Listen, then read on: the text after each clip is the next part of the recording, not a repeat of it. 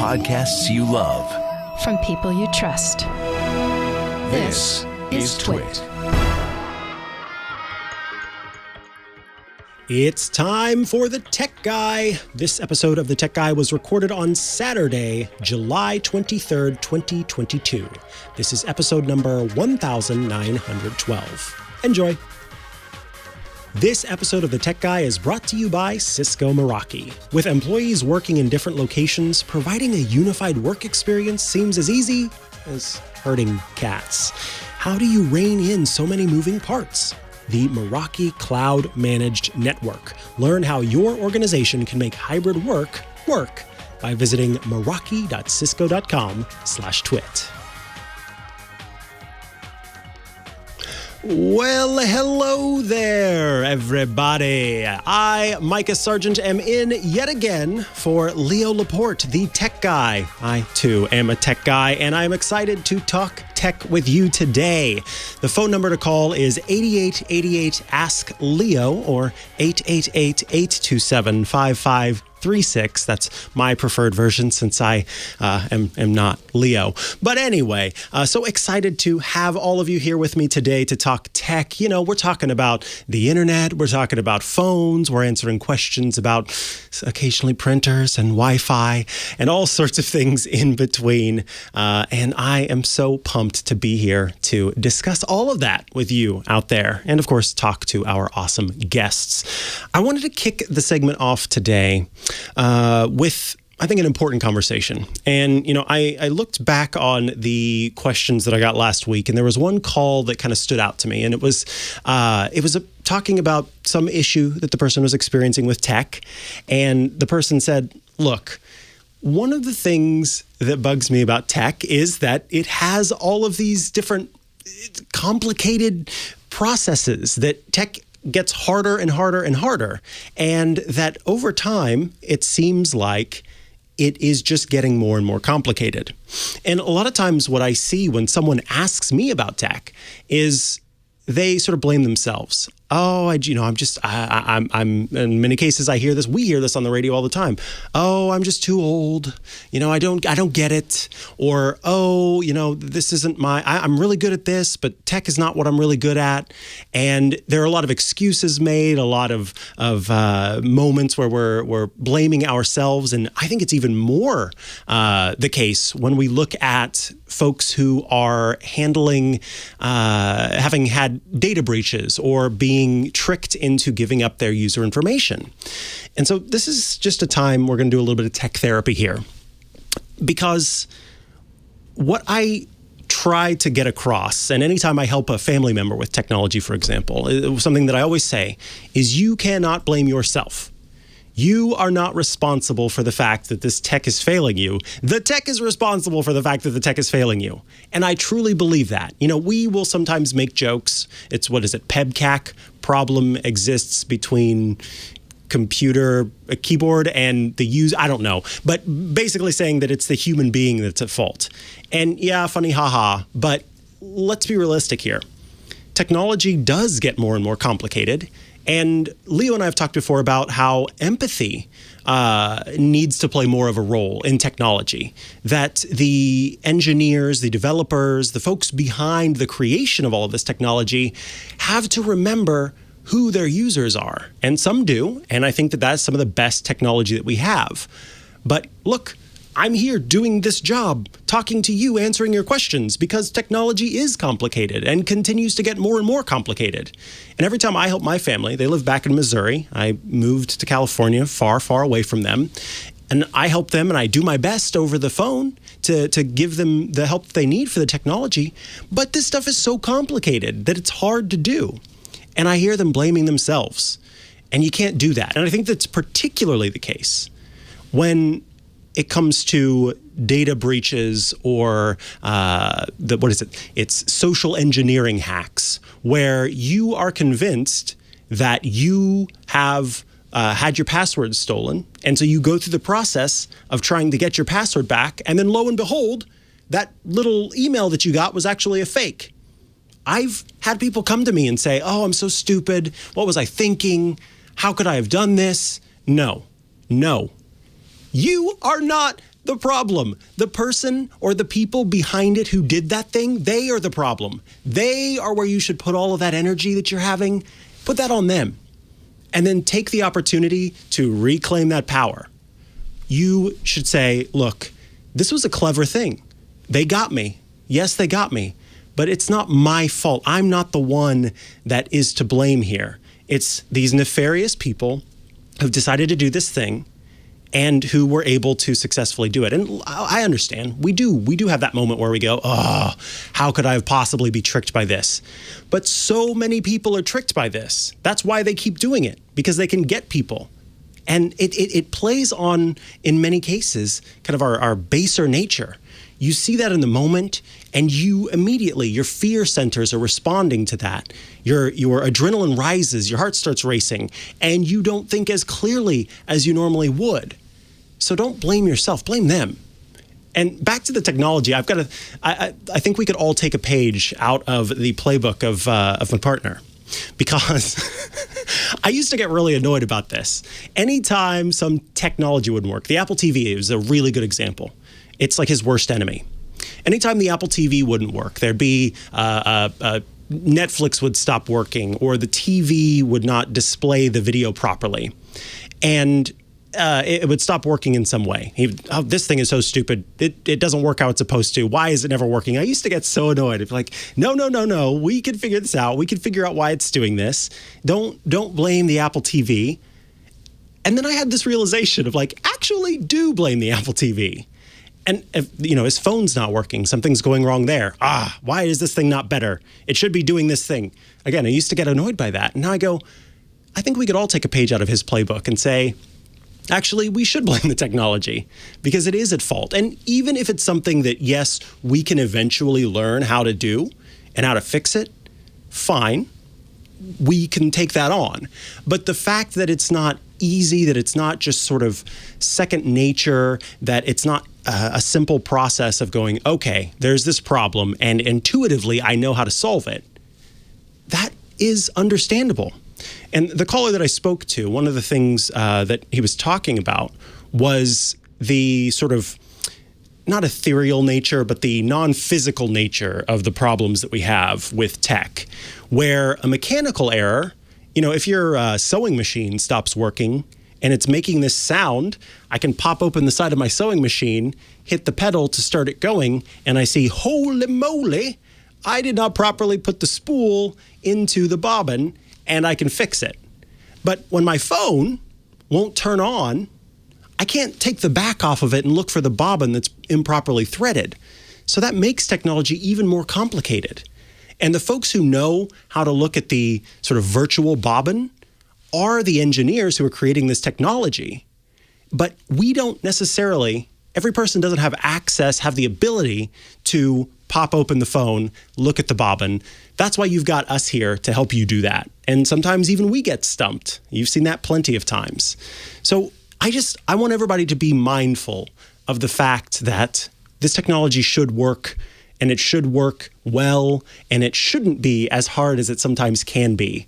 And to give yourself a little space, give yourself a little room, give yourself a little grace.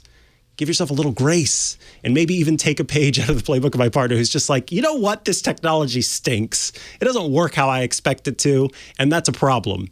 And it's okay. It's okay to say that, and it's okay to be mad, and it's okay to, want it to be better. We should all want it to be better. And I think when it comes, again, to breaches, data security, of course I can tell you, back up your devices, turn on two-factor authentication, do this, do that. And I hope that you will.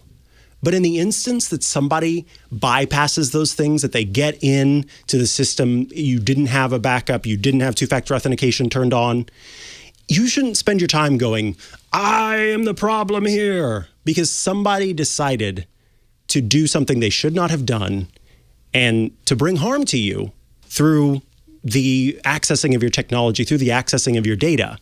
And that is a them problem. And yes, then it becomes time. We got to step it up. We got to do what's right. We got to fix it. And that's what we're here to do. But these calls today, when we talk, I want you to remember that and go, you know what? I may not know how to do this, but it's okay. I'm going to learn how to do it. And I'm not the one that's at fault. is a technology that could stand to be a little bit simpler. Just a little bit of tech therapy, a little bit of grace for you, a little bit of mindfulness of the fact that this stuff is hard. And frankly, it gets harder and harder because the technology gets more and more complex. The number to call, 8888 Ask Leo, 888-827-5536.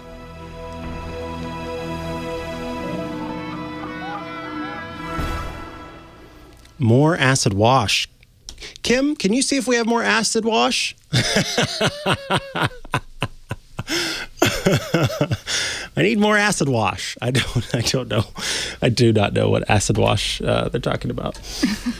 Jeans, yeah. Oh. Yeah, it's part of the 90s style, probably coming back. So you make your own jeans? Oh, yeah. Oh, that's cool. You missed those days, didn't you? What kind of acid? Bleach, right?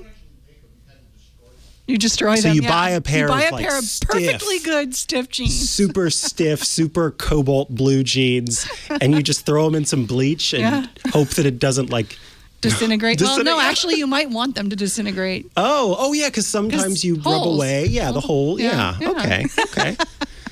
Well, let me go buy some acid wash. I feel way too old for that right now, but I'd rather not. I think I'll let somebody else handle the acid wash. I've never seen that. I've never been in that screen before. Whoa, Kim. That's new to me. I only ever see Johnny Jett and Scott, but I've never been in that screen. Well, welcome. Lots of changes are taking place. I like that. Yeah, it's fun to have you here. And because of the way that you're facing, it is more so, normally Scott's facing out that way. Right. It's more natural. We're having a conversation. Yeah. So did you tie-dye? Did you ever do tie-dye? I wear a lot of it since the pandemic, but I've never, I think I've done it once. Everybody should do it once. Yeah, it's fun. It's fun. I did it in high school a couple of times, and I had a friend who was very, very good at it and started to do all that really wild stuff. I never got into it that much, but I've tie-dyed a few shirts. Mine would be pretty basic, but I do want to do some because I have a friend that does it, and I want to compete. I want to see if mine's better than his. Take them on. See what you can do. Yeah. I'm sure there are lots of tie-dye TikToks. I'm sure. Tie-dyes you could learn very easily. I just fall down the rabbit hole of food, though. Oh, my goodness. My TikTok is all animals and food and what is the other thing? Occasionally... No, that's almost all what it is. Oh, dances. Occasionally there'll be some dances in there, but mostly food recipes and birds dancing to music. You've got a very limited diet, but have you ever tried that feta pasta with the viral feta pasta? Oh, I haven't seen. Let me write that down because I could make it gluten-free. Oh, yeah. If you can have feta and you can have tomatoes and you can have garlic and basil and olive oil and salt and pepper. Oh. It's delicious. So it's a simple recipe. Yeah, you could even use zucchini noodles in it if you wanted to. Zoodles. I do like zoodles. Yeah. Although I do feel a little bougie when I make them. It's like, let me get out my spiralizer and make some zucchini noodles. Yeah, I don't have a spiralizer. I have the cheap one called the Vegetti. Excuse me? Let me just write that down. I don't know how that's spelled. But, Vegetti, I think. Oh, TTI, okay. Not IE. Hey, I'm a Vegetti. That's what it means. Put the thing in, twist it, and you get the little spiralized doodles. Oh, this is where I ring the... More cowbell.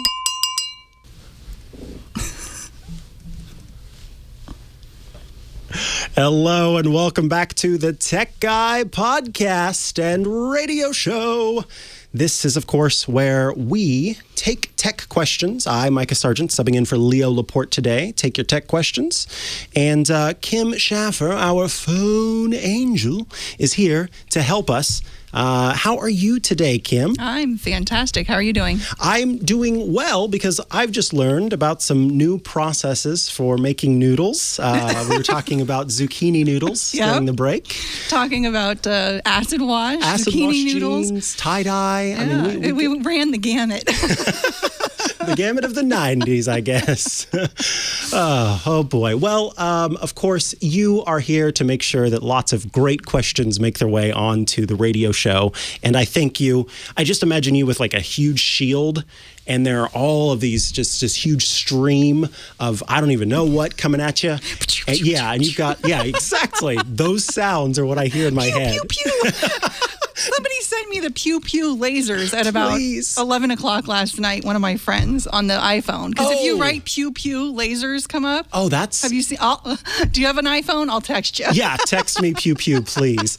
While you're texting me pew pew, though, let us go to the phones. Who would you like us to talk to? Let's go to Jay in Darlington, South Carolina. Do you know about the iPhone? He's got a bunch of questions about the iPhone. All right. Jay in... Line 2. Darlington, South Carolina. Hello, Jay. How you doing? I am doing exceptionally well. How are you today? Just fine. I've been a long-time listener of Leo's, and just I had some issues come up with an iPhone 12, and for my wife's phone, with the cord, the lightning plug on the bottom is loose. Uh-oh. When you plug it in, and it's not staying connected for the charge. You keep hearing the little sound that it makes when you plug it up for it to let you know that it's starting to charge. Yeah, that little chime. Yeah, it'll do that, and then it'll do it again later on, do it again later on if you move the phone around. When she's at home in the evening, sometimes she'll go ahead and plug it up but still be using it, and you'll hear it do that chime off and on for a good bit, and I've noticed that the thing is loose. Now, at one point in time, I saw some kind of tech article that said you could take something like a small end of a toothpick and clean the lint out of the plug in on the thing. But it was doing that before I did that. But I noticed it being loose after that. Yeah, so when you say loose, you are talking about the actual port that's on the phone, not the cord, right? The port seems to be kind of jiggling around. Yeah, when you plug the cord into the port, it just doesn't feel snug. Now I had an iPhone 7 Plus, and it was doing the same thing, and I had to replace the phone anyway, and I got a 13 Pro Max. Nice. And I can tell the difference when I plug them in, how snug the lightning port on the cord feels when I plug it into the 13, but on the 12, it just feels loose. Well, Jay, let me ask you, how handy do you feel you are? How handy are you? Kind of, sort of. Kind of, sort of handy? Okay, because there is an option where you could get a new port for the phone, and you take off the screen of the phone and you install the new port yourself. But if you don't feel like you're super handy, if you wouldn't be comfortable doing that, your best bet is to take that phone into an Apple store, because what they will do is see that port is loose, and they will put a new port inside of there that is fastened down properly.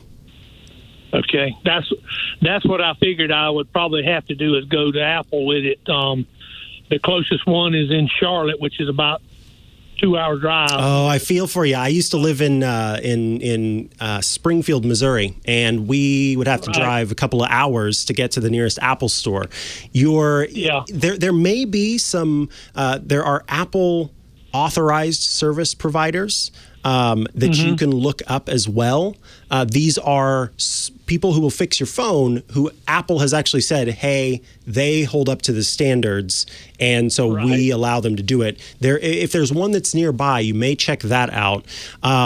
Outside of that, you would have to repair it yourself. And with these newer phones, I recommend less and less that people do it, because these phones have waterproofing. They have all that built into it that keep it from being damaged. So it can be kind of a concern there that, you take it off and then you put it back on and it's not how it was supposed to be.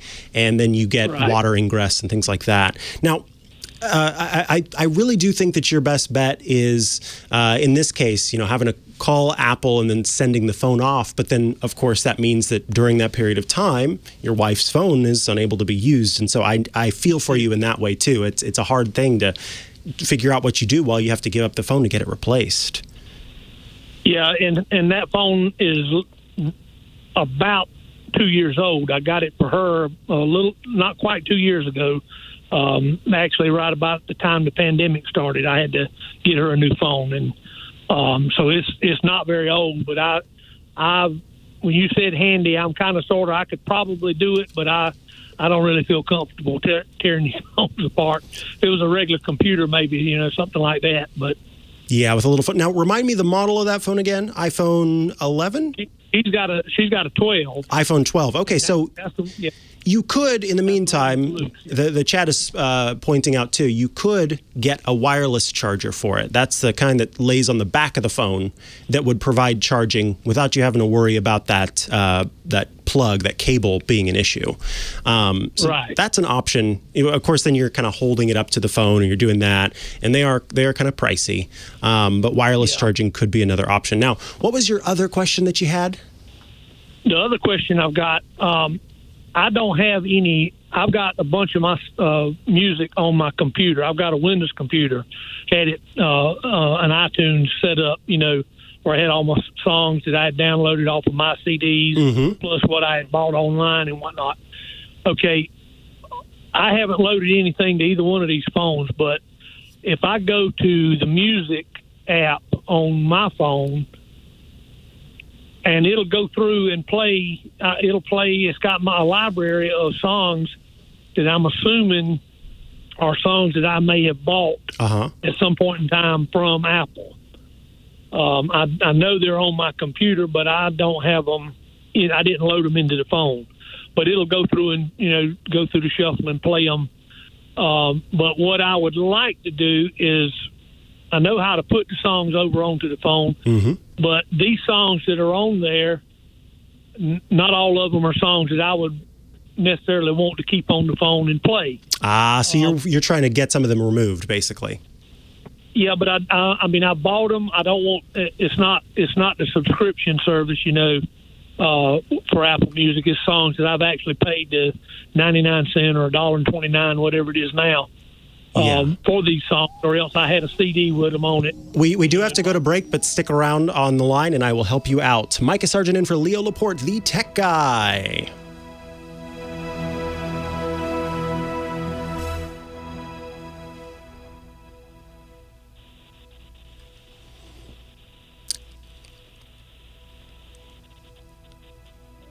There we go. All right, Jay. So you are wanting to pick and choose what goes on your phone based on the music that you have in your music library on your Windows machine. Yes. Right. I know I can load songs from the computer onto the phone, and I'm just wondering about all these that are listed in this. It's got the library listed there. Like I say, it's. I know that pretty much every one of them is ones that I bought. Or something. I'm assuming they're all ones that I bought from Apple simply because none of the songs are songs that I know that I had a CD for or something that I put on my computer. Yeah, well, okay. You know what I'm saying? Right. But they're in my library on the computer as well. They're on my computer. You see them there. I'm thinking it's songs that I bought from Apple, and so they've accumulated this library of what I bought, and it's playing from Apple's stuff. What I want to do is I want to put the songs on that I want to play, and I don't want all these other songs necessarily on there all the time. Or showing up in the library on the phone. Absolutely. Yeah, this is actually a very easy fix. We are going to include a link in the show notes at techguylabs.com. It's a free website. You go to techguylabs.com. There you'll see links for all of the stuff that we talk about on the show. And Jay, I'll have a link for you that tells you exactly how to pick and choose on your Windows PC what you do and don't want to have there on your phone. And of course, it'll stay on your computer, but it won't be on the phone. Thank you so much for joining us today and for your great questions. Talk to you later. This episode of The Tech Guy is brought to you by Cisco Meraki, the experts in cloud-based networking for hybrid work.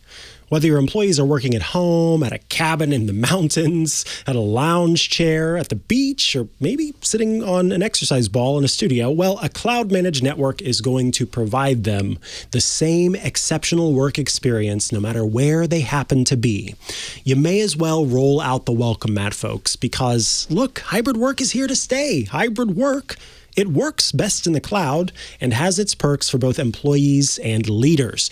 Workers can move faster, they can deliver better results, and with a cloud-managed network, they are able to do so. And leaders can automate distributed operations, they can build more sustainable workspaces, and proactively protect the network. Super important.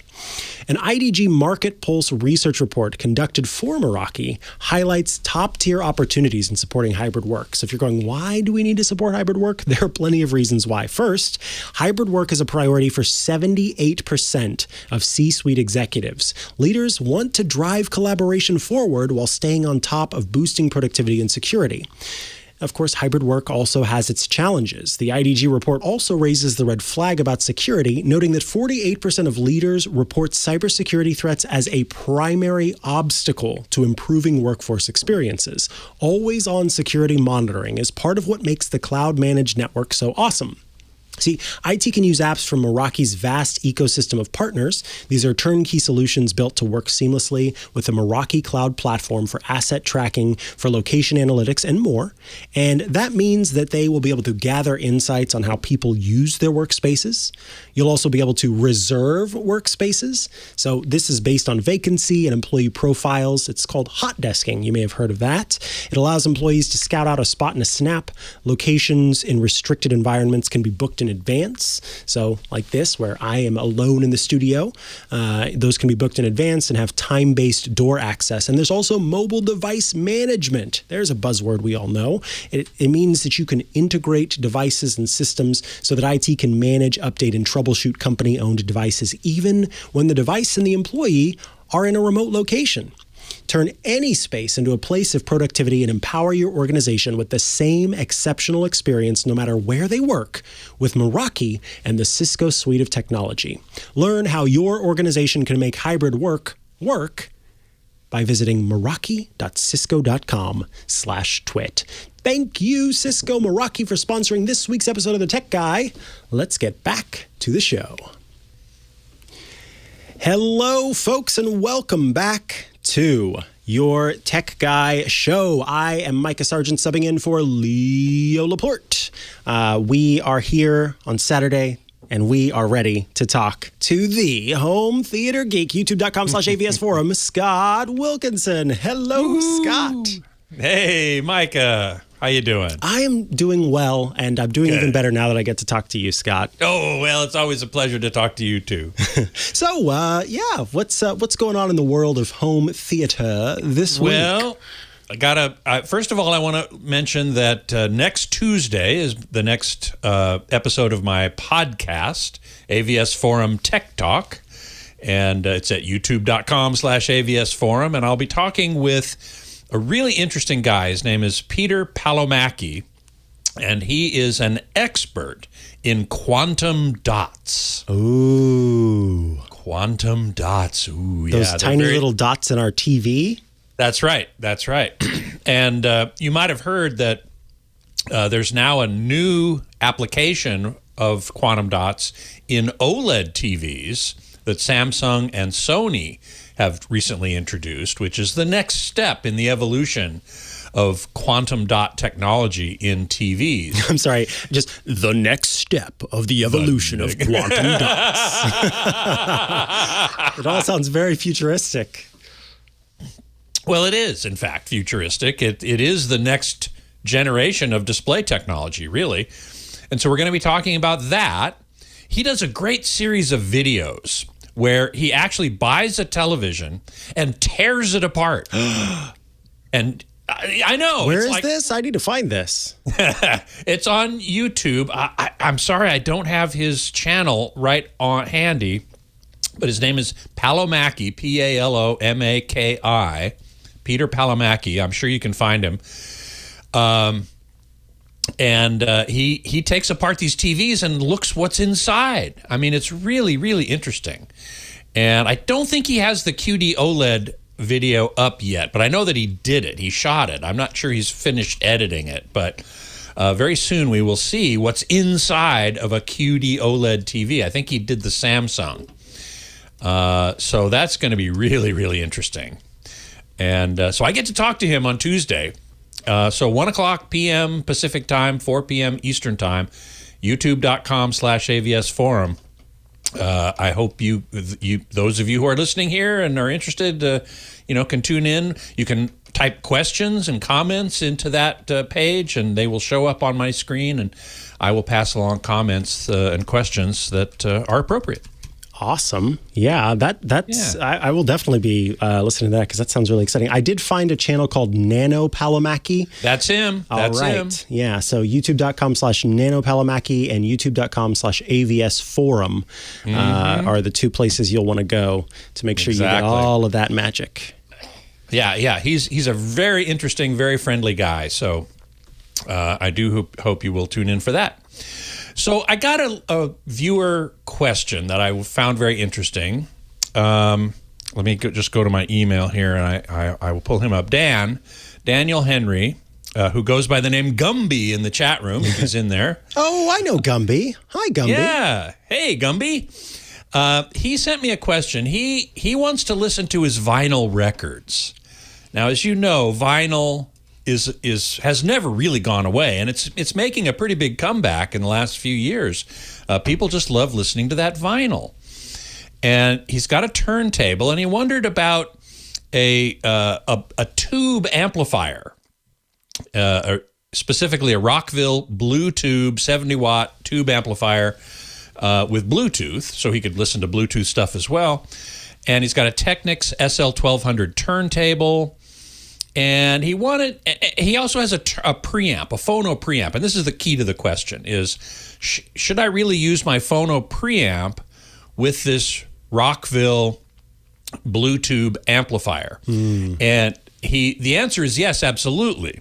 Because a phonograph, a turntable, outputs a different electrical signal level than, say, a CD player or other audio device. It's actually much lower in level because the needle, the stylus that's actually reading the bumps in the groove of the record can't put out a very high level of signal. It's a very low level signal, so it needs to be preamplified before it can be amplified. Aha, okay.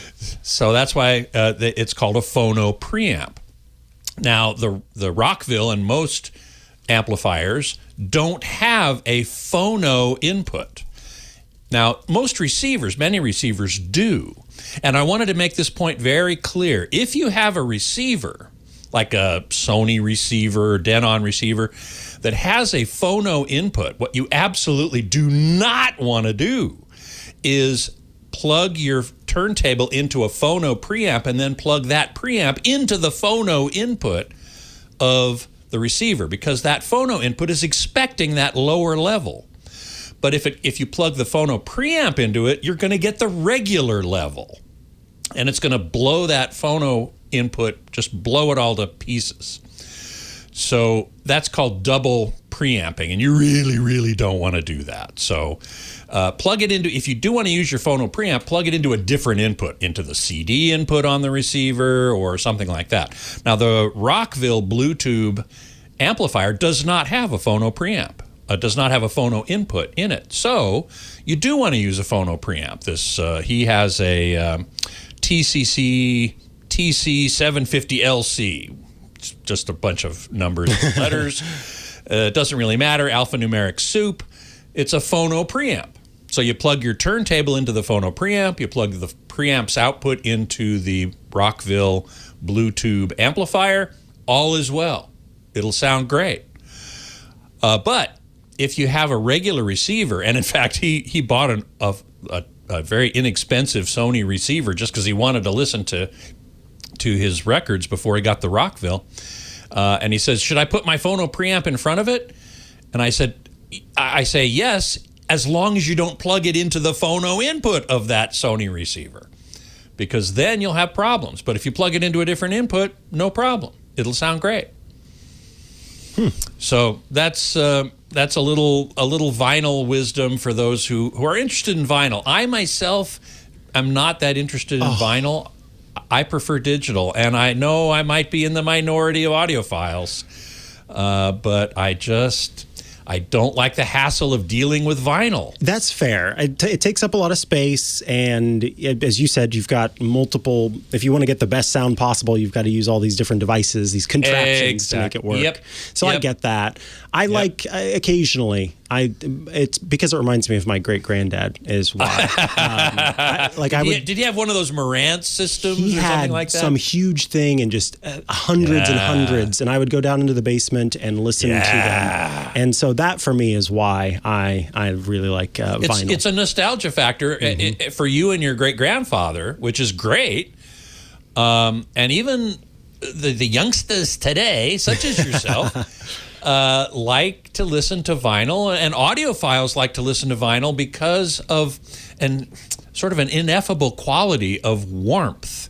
It's an analog source. I feel it. I feel that. You do? Yeah, I agree about the warmth. And that's totally valid. And in fact, Dave, with his tube preamplifier, will have a warm quality to it. Tube amplification does have a warmth to it that digital amplification doesn't, and there's no disputing that. Now it happens to be distortion, right? It's not accurate, but it's very pleasing. And so if you like it, more power to you, I say. That's what it is. If you like it, more power to you. That's it. I myself prefer accuracy, but that's just me. Yeah. And so, okay, I'll listen to CDs. I'll listen to high-res audio files from Tidal and Qobuz. Those are the two services that I really like for streaming because they offer high-res audio. But there you go. Thank you, Scott Wilkinson, Home Theater Geek, youtube.com/AVS Forum.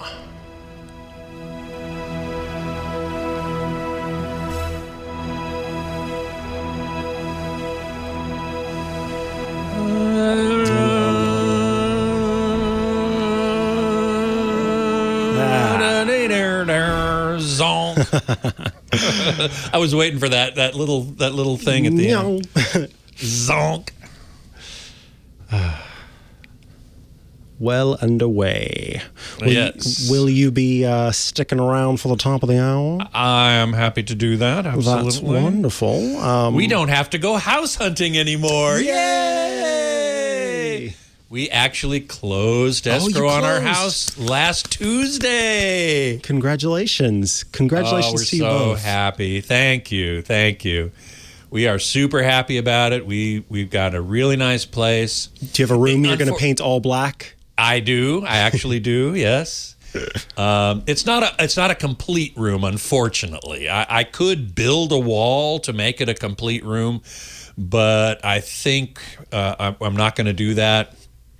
For various reasons, but it's an area that can be curtained off. It'll have it's basically a three-sided room that's open then to the kitchen. Got it. And so I'm going to paint the walls and ceiling that are enclosed by these three walls, dark charcoal Munsell gray.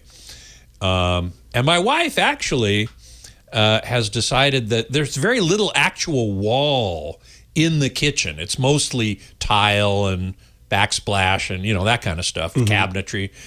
So, but she's decided it would be a good idea to paint what little wall there is in the kitchen that same charcoal gray. Well, wow. It's going to be very dramatic, actually. It's a nice, it sounds like you will get your Munsell gray room, which is great.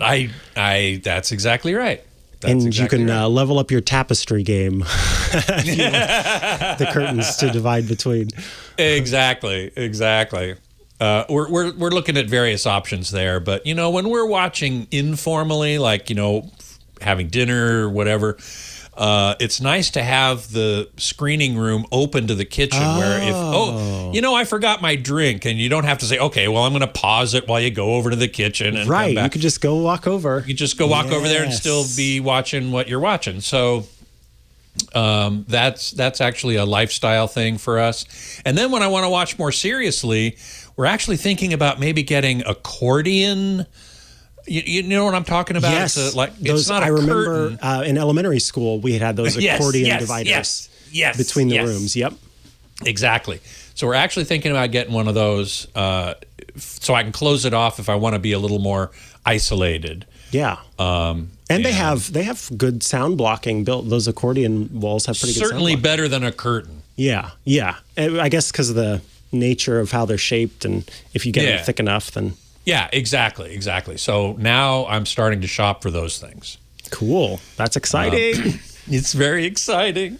Now, we're not going to move in for a few months, actually, because we're doing some remodeling before we move in. That's we're going to add a third bathroom. There's only 2 bathrooms in the place, and we want to have a third bathroom. So we live in this. We're in our current house till the end of the year. We're on a lease, so might as well do all the construction while we're not in there. Exactly. That's fantastic. Very smart. So we're very happy about it. It's all coming together beautifully well, and we get to stay in Santa Cruz. Oh, man. It's your Mecca. Is that what it's called? It is. It is our Mecca. That is exactly what it is. Precisely right. We just had dinner with our extended family last night, pizza night at our house. It was just wonderful. Nice. Well, Scott, we'll see you soon. Thank you. You bet. Happy to be here. Thank you, Jeremiah. Folks, this is the tech guy.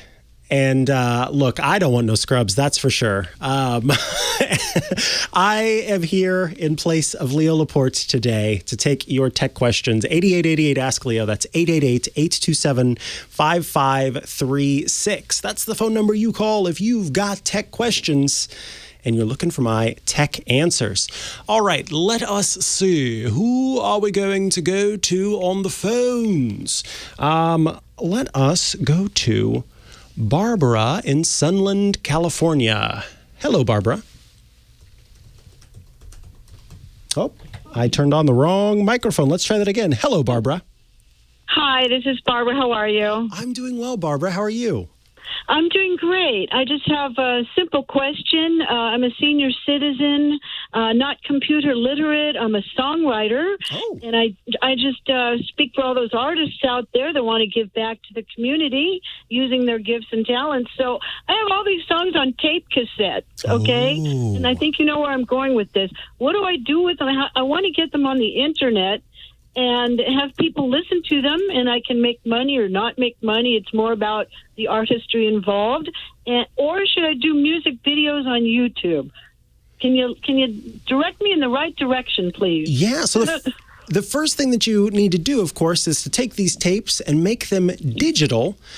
We happen to have the home theater geek with us here, who I wouldn't be surprised if he's gotten this question before. Do you have, Scott, a workflow that you recommend for making tapes into digital versions?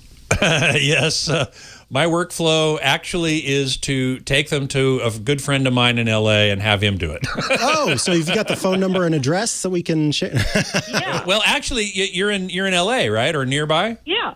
Yeah, right above Burbank and Sunland. Oh, holy! That's right. Okay. Well, I used to live in Burbank, so I know the area very well. Mm-hmm. I to tell you the truth, I'm not sure my friend would appreciate me giving out his information on the air. Mm-hmm. Although he does this for a living, but he's pretty backed up. Tell you what, let me send you, if we can somehow work it out, I will send you his information. Okay. He's down in Hollywood, so it's not too far. Uh-huh. Yeah, and Barbara, what we'll have you do is stay on the air after I say goodbye, and Kim will take your information. She'll pass that along to me, and I'll pass that along to Scott so that you can get that information. Your other option, of course, would be to purchase. There are cassette to digital converters that you can find on Amazon. Correct. Where you just plug it into your computer and you do that. But as you're saying, being someone who, is not super steeped in tech, that can get kind of complicated. With this, it sounds like you'll just get those files and you'll be able to do with them what you want. And I have a very easy recommendation for you. And it's one that is perfect because it also sort of fits modern culture. I don't know if you ever heard of the site called SoundCloud.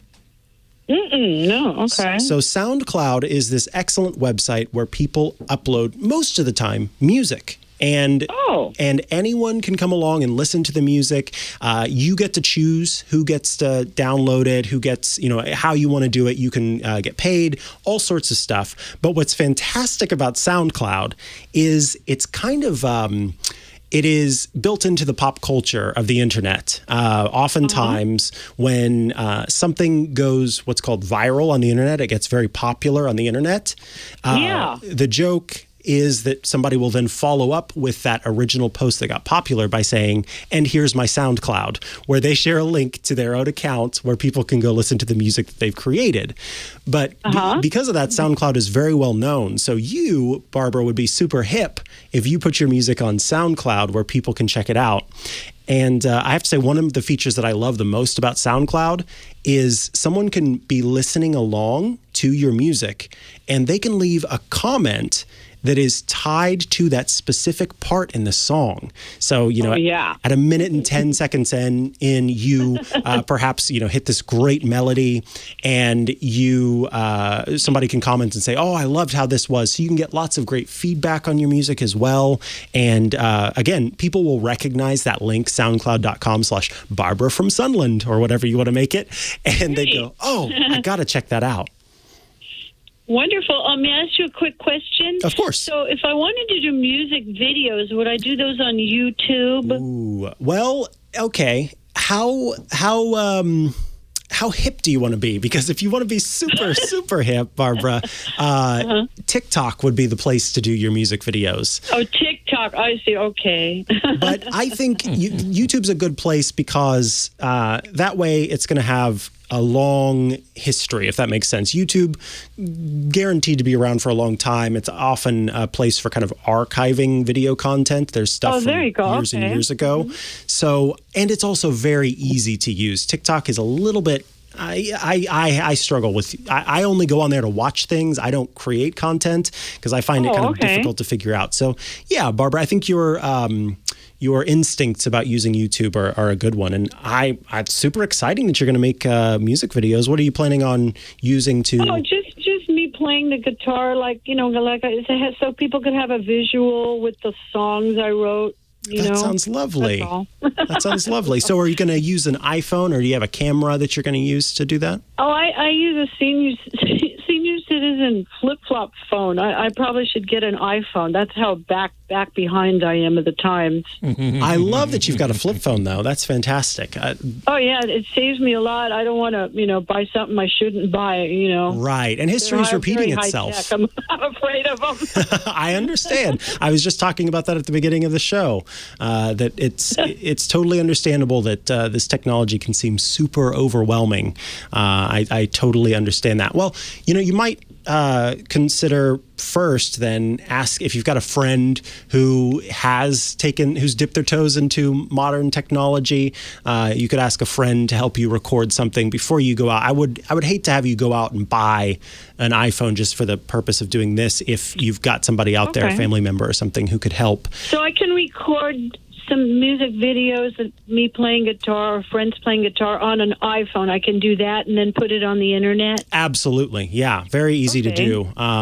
Using, in fact, the YouTube, if you get, I know this is a lot more information, but if you did have a smartphone and you download the YouTube app, then the YouTube app itself will allow you to just create video right there and upload it to the YouTube platform. It would give you the link that you could then share on whatever social media you're on, and you'd be able to do that. But again, I think between SoundCloud for just your straight up tracks that you want to post and YouTube, you'll be right as rain.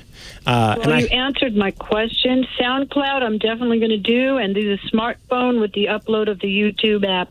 Thank you so much. You're so welcome, Barbara, and please reach out when you have gotten your SoundCloud set up so we can share it. Oh, I will. Thank you.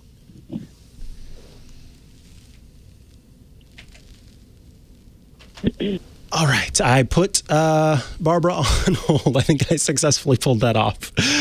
All right, let's see. who do we have next? We've got 1 minute left. I think we'll wait to take a call.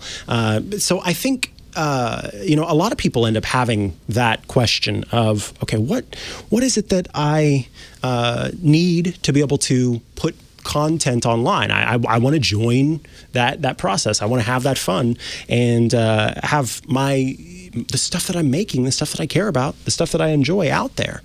And yeah, I think that YouTube is one place where you can count on it being a simple process to upload, but also they simplify it as much as they possibly can.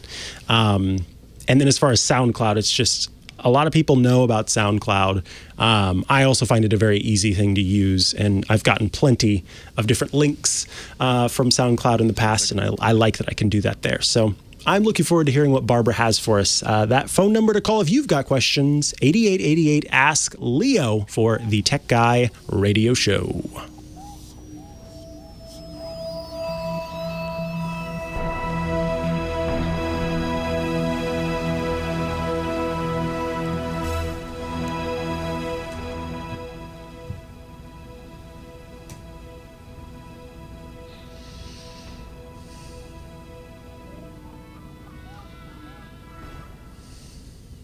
Thank you, Kim.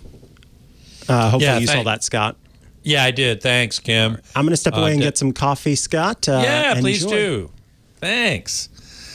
I have more than 38 seconds. I've got 38 seconds plus 8 minutes and something, or 5 minutes and something. Indubitably, yes. Thank you.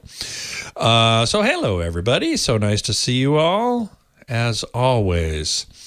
Yeah, it's funny. I wasn't sure whether my friend who does this professionally would want his information out there, because he does, broadcast on the radio, because he does do this for a living, but he's always very busy. And so to get inundated with, a ton more stuff, I'm just not sure. I'll ask him. And if he does want it out there, maybe I'll mention it next week.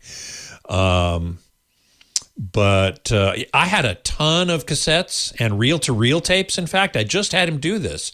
I had him do a large collection of reel-to-reels and cassettes, which basically represent my entire musical history, going all the way back to high school.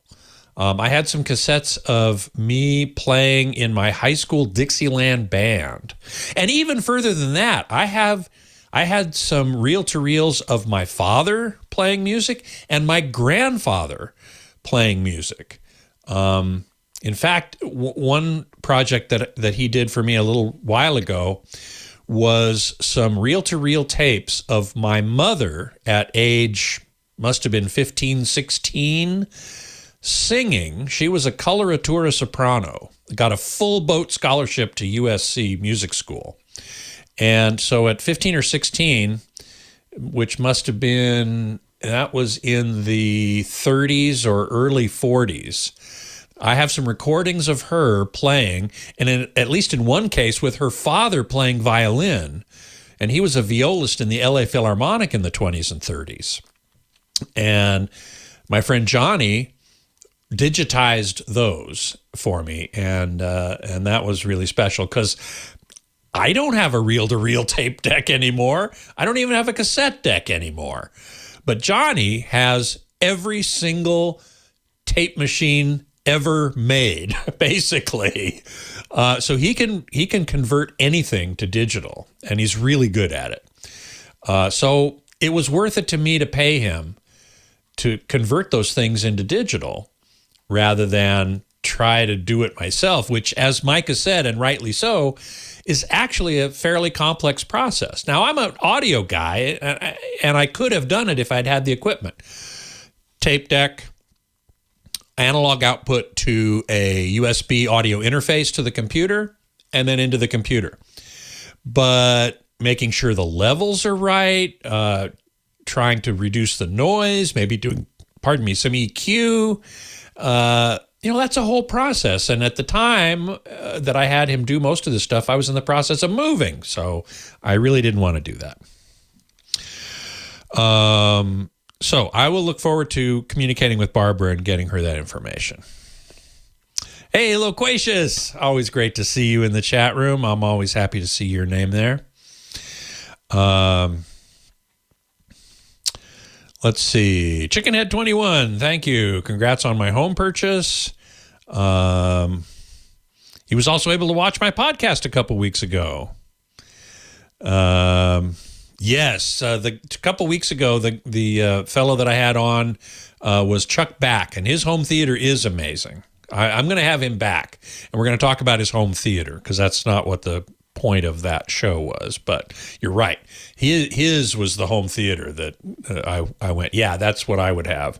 Painted all the right color, acoustic treatments, really, really nice.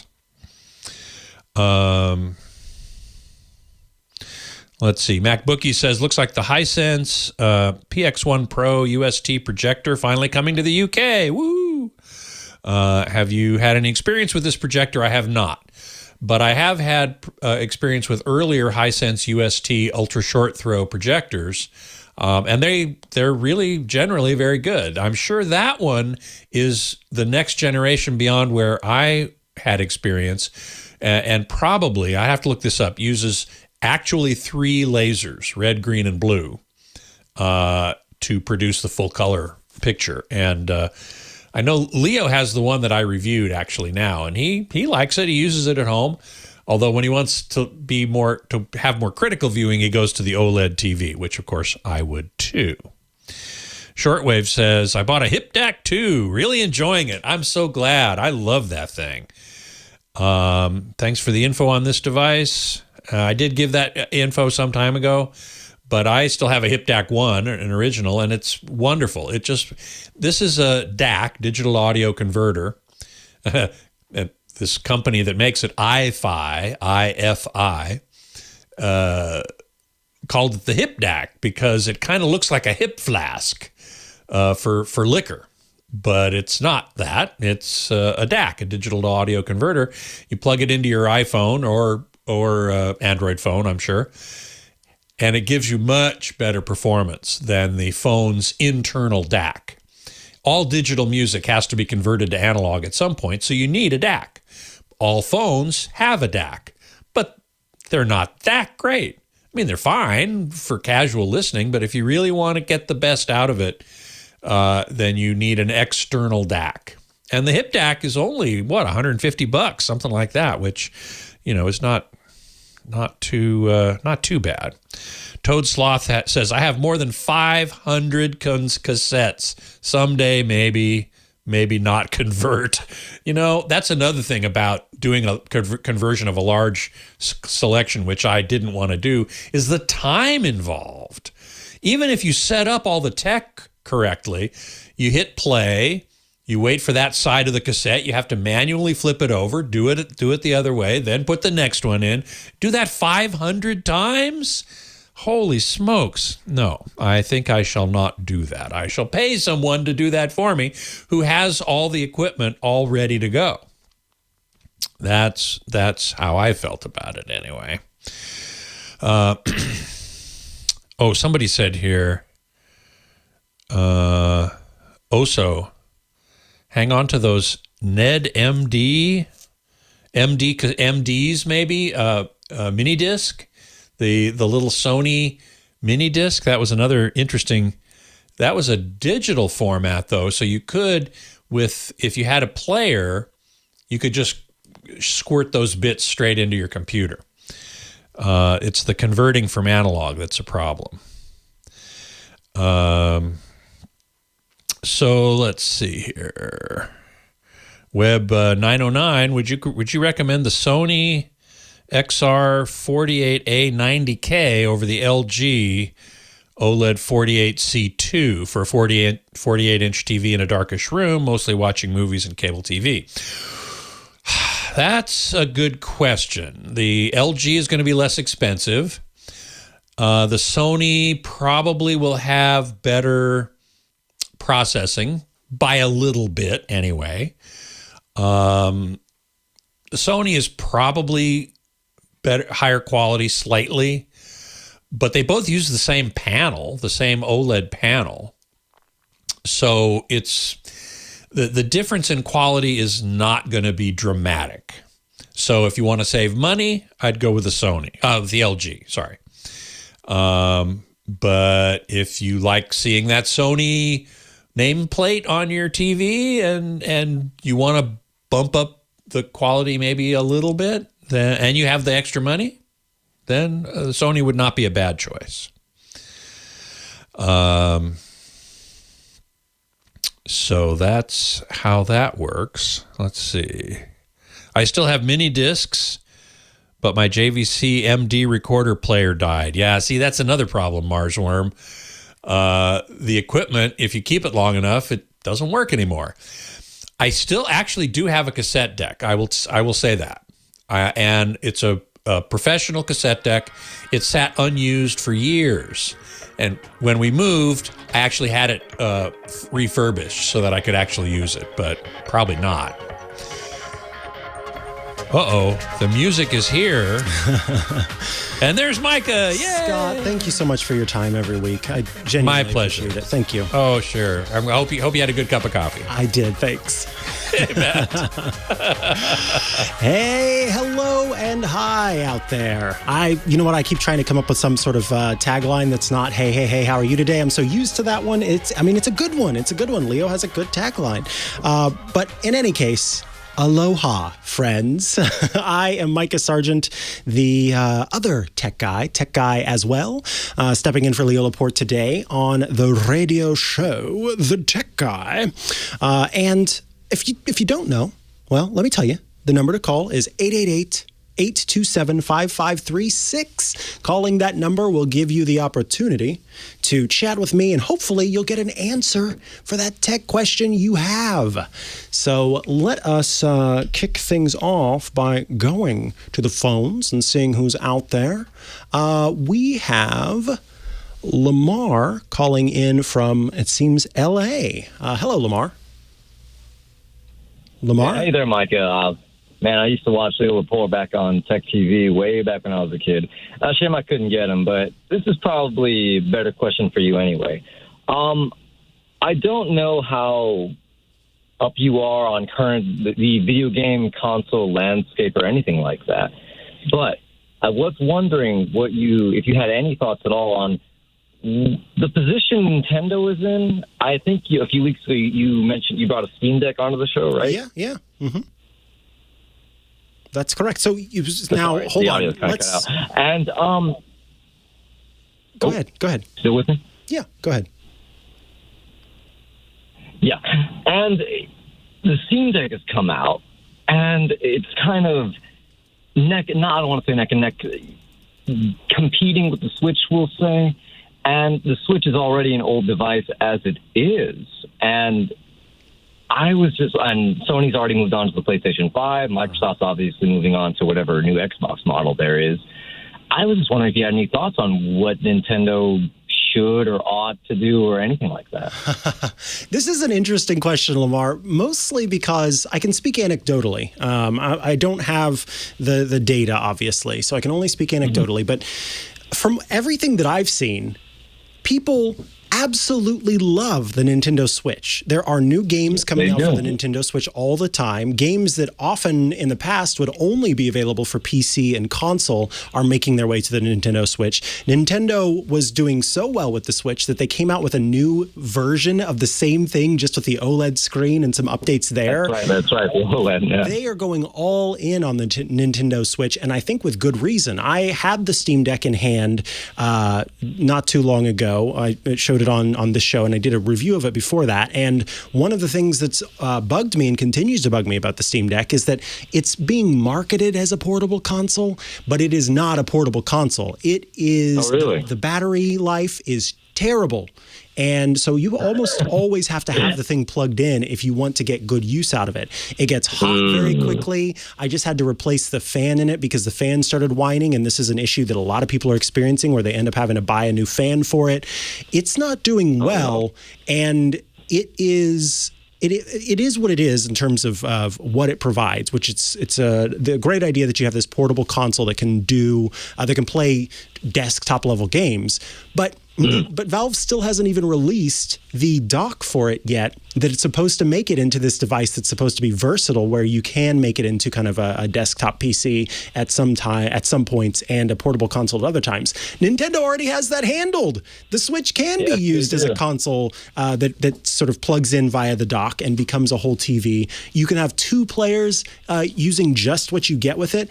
I think Nintendo's doing just fine. I don't think they need to pivot at all. I mean, what I could see for the next iteration of a Nintendo Switch is, of course, just keep upping the processor, keep upping the graphics, keep making sure that the battery life that it has continues to improve. But I don't think they're in any kind of bad place in terms of where they are in the market. I think they own that portable gaming console market right now. I mean, PlayStation, there's no new PSP. Microsoft, the way that they're focusing on it is through Xbox Cloud Gaming, where you use the smartphone that you already have. The only company that I see successfully pulling this off right now is Nintendo, because as much as I think what Valve's doing is super cool, it doesn't hold a candle, it doesn't hold a battery to the Nintendo Switch. So, yeah, I don't think Nintendo has anything to worry about right now. Interesting. I'm glad I got to hear your thoughts on that. I actually have to get back to work. Thank you so much for taking my call. Yeah, thank you for calling in. We appreciate it. All right. The next call comes from Gary in Rockford, Illinois. Hello, Gary. Hey, Micah. It's me, Gary.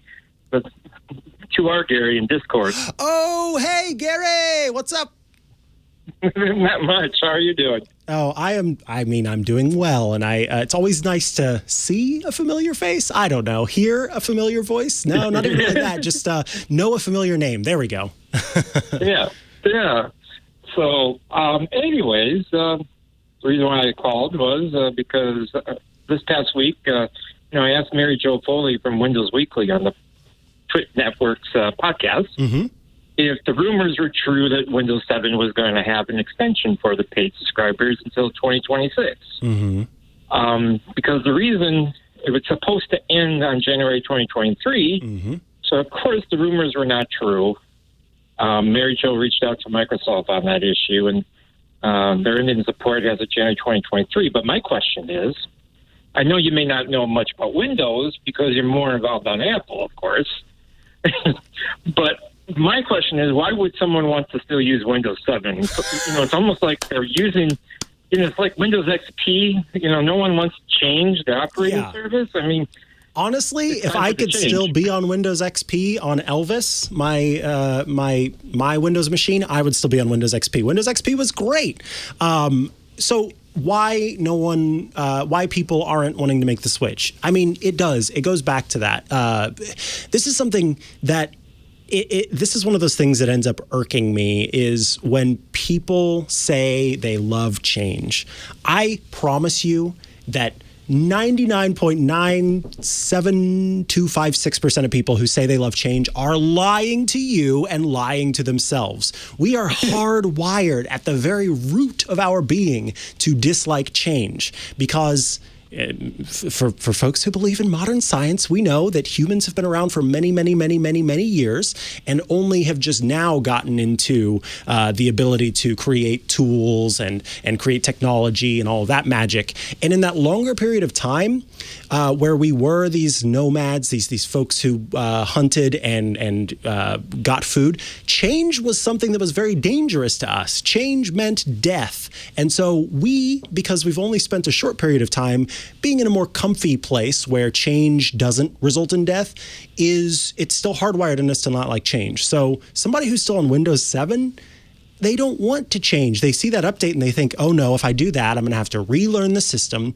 I'm going to have to figure out new things. I'm not going to know how to do this. And at the same time that we don't like change, we're also very prideful beings. And so there's also that fear of like, I have a handle on this. I don't want to feel stupid. I don't want to feel incapable. I don't want to feel like I can do what I need to do. And yeah, I hear that I'm not supposed to keep this old system because I could be getting data breaches and I could have viruses to worry about, but I'm comfortable here. I don't want to change.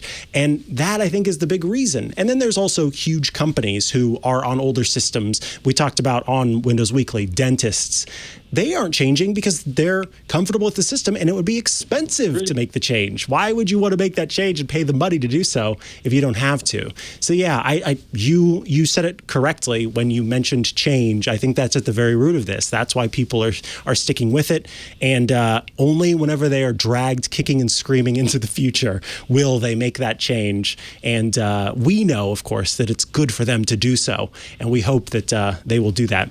Gary, I want to thank you so much for calling in. We're about to get to another ad break, but it's always a pleasure to hear you on the show and see you in the chat. Yeah. Thank you. Thank you. Bye. Leo Laporte, it's the tech guy, Micah Sargent, is in for him today.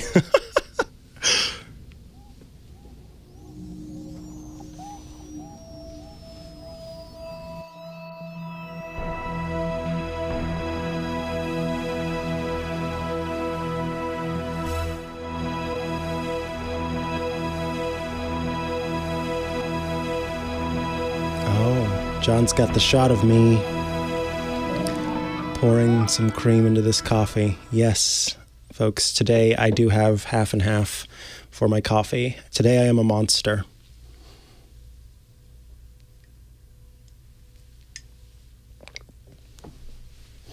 I pulled over the cowbell from the door for whenever the cowbell music happens.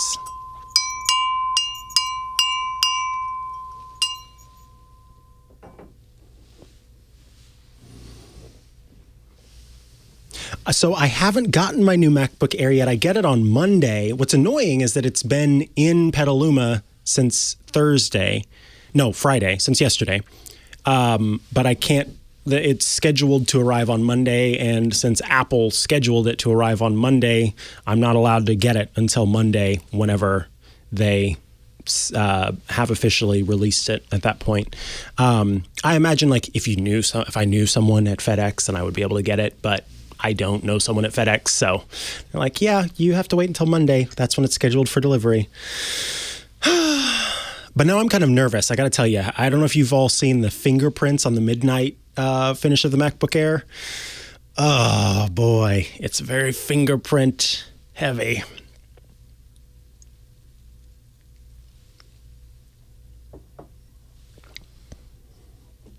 Oh, no, redacted. Because I'm a dissident. The government wants to put things on my computer. Wow, look at that. I did a good job. It's a lot of foam. Could make like a little bird with the foam. It should come with gloves. Maybe I'll always wear gloves with it. I'll get that affectation. Did you know this is Kim playing this?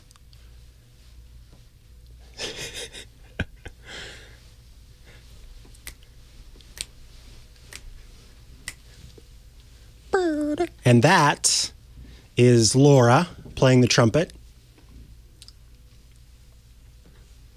Cowbell is Jeremiah when it comes in.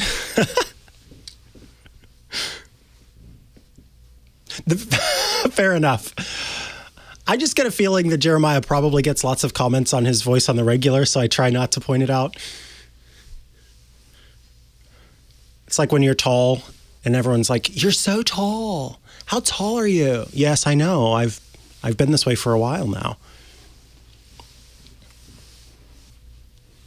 Welcome back to the Tech Guy Radio Show. I am Micah Sargent, subbing in for Leo Laporte, the other tech guy. Happy to be here with you today to answer your tech questions. This, of course, is the radio show where you call in with your tech questions, and I do my darndest to answer them as much as I possibly can. You know, it's important to help those folks out as much as I can. Let's see what's going on out there with Al, I see, in Orange County, California. Welcome to the show, Al. Hello, Micah. How are you? I am doing well. Thank you. How are you? Wonderful. Good to hear from you. Listen, sir, I have a friend that is doing a YouTube news.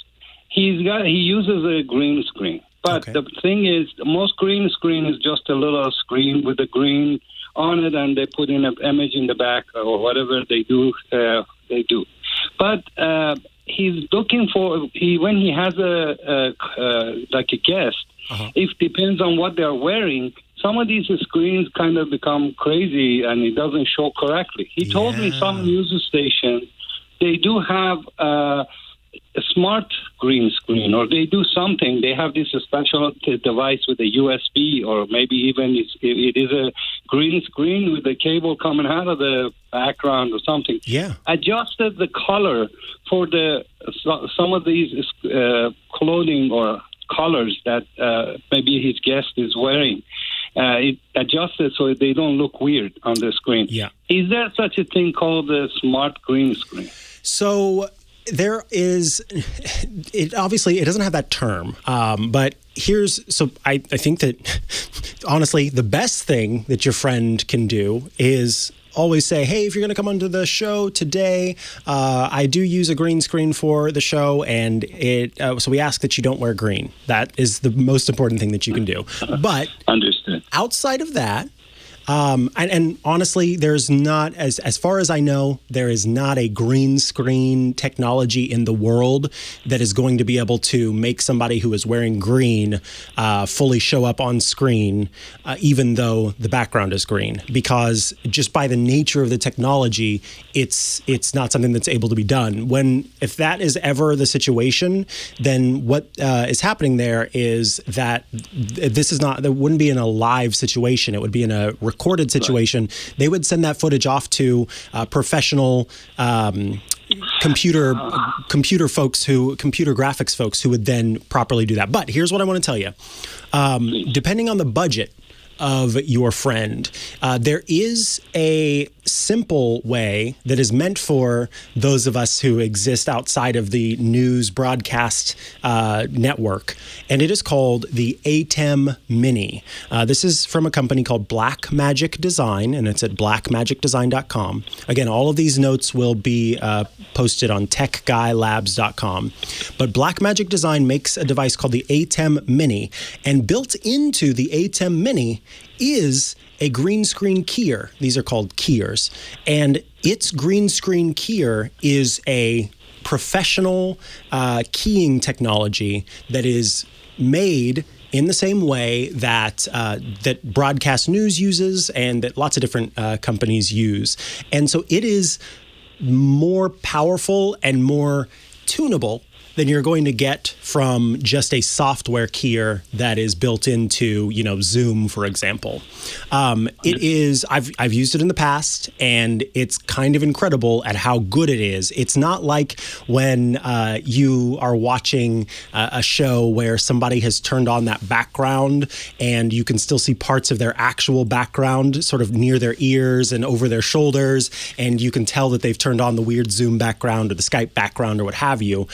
With this, it is a full-on key that basically works at as close to the video input level as it possibly can. So it's going to do a much better job at being able to show that live versus what your friend is probably using, which is a software version that's doing its darndest and trying its hardest, but just does not have that level that you would get with something like you would from the ATEM Mini from Blackmagic. Now, ATEM makes several different versions of Blackmagic makes several different versions of the ATEM Mini so that it's well within, price points that you might have.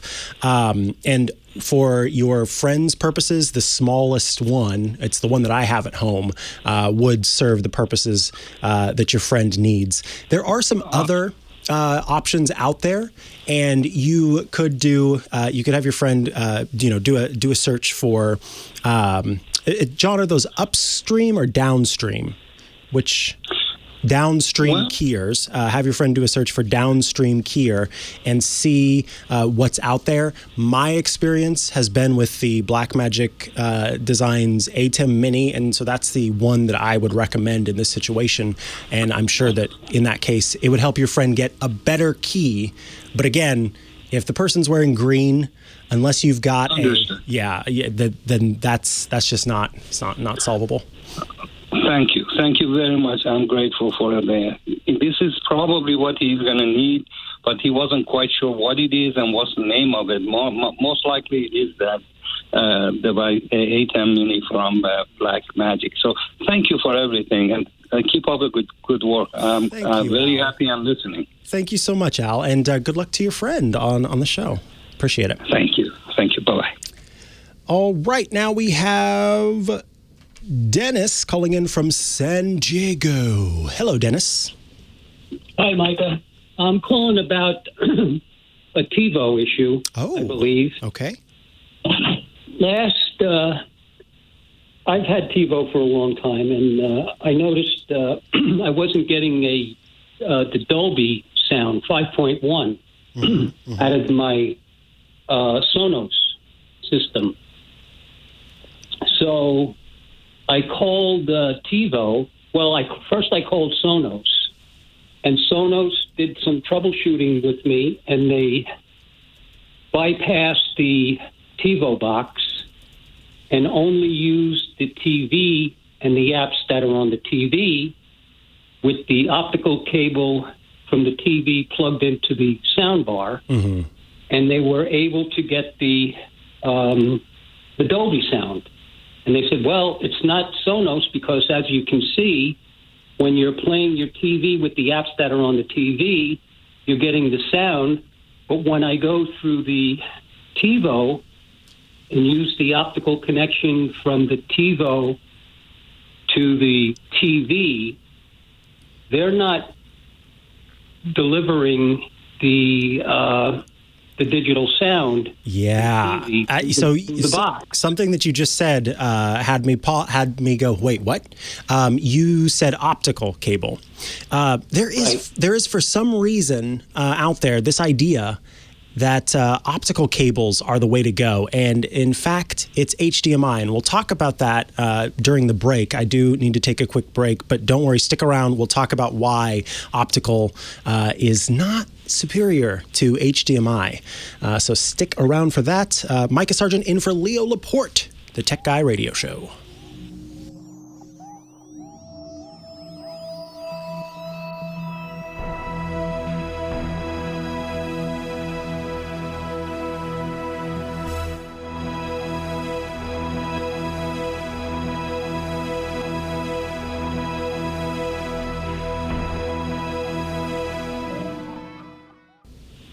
All right, you still there?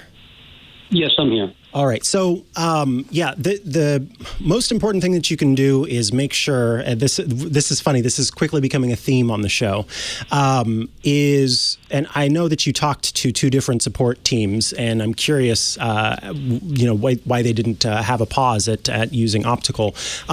While optical was very, very good at passing along audio for quite a while, the more modern codecs, the more modern methods of passing along audio are supported by HDMI and are no longer supported by the optical cables. And so you are going to get, in any situation, a better signal passing through by using a modern HDMI cable to pass that along. So I wouldn't be surprised if this is as simple. We've recommended in the past, we'll include a link in the show notes to some HDMI cables that are as modern as you can get, and they're from a company called Cable Matters. I've replaced all of the HDMI cables in my home with this, and using the ARC port on your television. So there will be an HDMI ARC port on your television. There will be probably an HDMI ARC port on the Sonos device that you're using, and essentially there's only one HDMI port on the TiVo. On the TiVo or on the Sonos? I'm sorry. On the there's only on the Play Bar. Just let me take a look at it. Yeah, the Sonos Play Bar should hopefully have more than one HDMI port. No, the Sonos Play Bar. No, it has two Ethernet ports. One optical port, and that's all. It doesn't have any HDMI ports on it? No. Interesting. No, not on this Sonos Play Bar, no. You said two Ethernet ports? 2 Ethernet ports, yeah. All right, I'm looking at the Sonos Play Bar now. Well, this is Series 1 Play Bar. Ah, okay. Interesting. No, it was working just fine last month. And when I called TiVo, I explained to them what Sonos did by bypassing it, go directly into the Play Bar with the optical, and it worked. They said, "Oh, okay, we'll send. It's probably the box," and they sent me a new box. They charged me $25 because it was out of warranty. They wanted $70, and I talked them down to $25. But they sent me a new box, and it had the same problem. Yeah, I don't think that this is a solvable problem. So it sounds like your Play Bar might be too far out of date to be able to handle it the way that you were hoping to handle it. Because what's happening here is the way that you're bypassing it, of course, will let you pass that data through as it needs to be. But to get it all working together, it needs not just the ability to pass that high quality data, but it also needs to speak with essentially a modern language. And so your Play Bar, your Sonos Play Bar Generation 1, it's speaking Latin. And unfortunately, at this point, Latin is a dead language. And your other devices are wanting to speak English to it. And so when they try to, then that communication isn't taking place because that translation that's happening isn't there.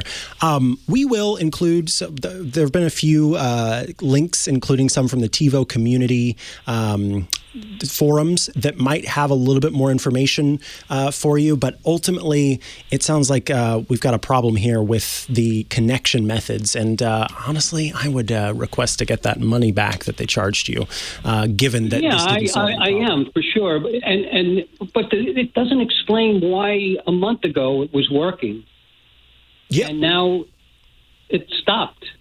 Okay, see, that's some more information that definitely plays a role. Unfortunately, I do have to get back to the show, but we will have some links for you in the show notes. Thank you so much, Dennis. Thanks, He's been everywhere. He's been there. He's been here. He's been all the way to Canada and back. It is Johnny Jett. Hello, Johnny. Hello, Mike. I'm listening to your last segment, and I actually brought up a question for you, but also I'm wearing a green shirt. I'm like, I'm glad I don't have a green screen. Yeah, well, as far as we know, maybe you're working with a blue screen back there, and you've always done a background that's fake. Yeah, you never know.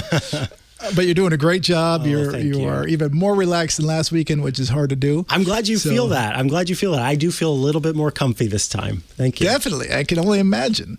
So good work. Thank you. So my quick question for you is, we came back from Canada, as you said, and we can't find the Roku for one of our TVs, the remote. And right now I'm using my phone. They have a great phone app. Mm-hmm. But my phone is upstairs right now because my son, to keep him quiet, he's watching PBS Kids. Oh, nice. But I'm like, can I buy just a replacement remote? Do you know?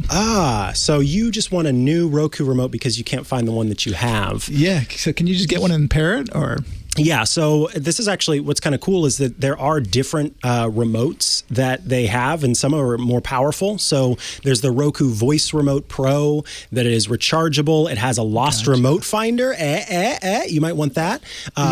Available for $30. And then there's the one that's available for $20 that has the voice control and all of that kind of stuff, but without the lost remote finder.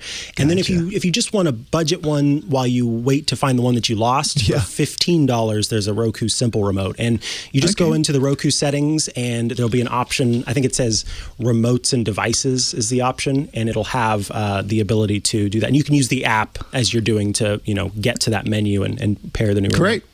Thank you for that. Yeah, no problem. I have some stuff planned, but listen, last week you asked me a question, and it was a great question. So, if you have any travel questions yourself that you want to talk about, I'm happy to answer. I know that, you did mention like a month or two ago that you said you'd never been out of the country. Yes, this is true. And I don't know if you want to talk about it on air, but do you mind saying why? Is it, is it either, is it a fear or financial or? Yeah, so as a kid, I grew up pretty pretty poor.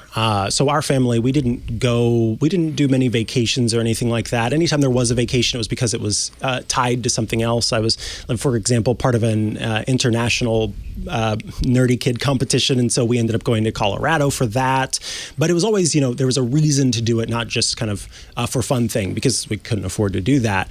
And that has kind of stayed with me over time, and now I have 2 dogs, and so then that adds to the financial burden of taking a trip. Yeah, so there are many reasons. But that said, it's not one of those things that I'll never do. I absolutely 100% want to do it. Yeah.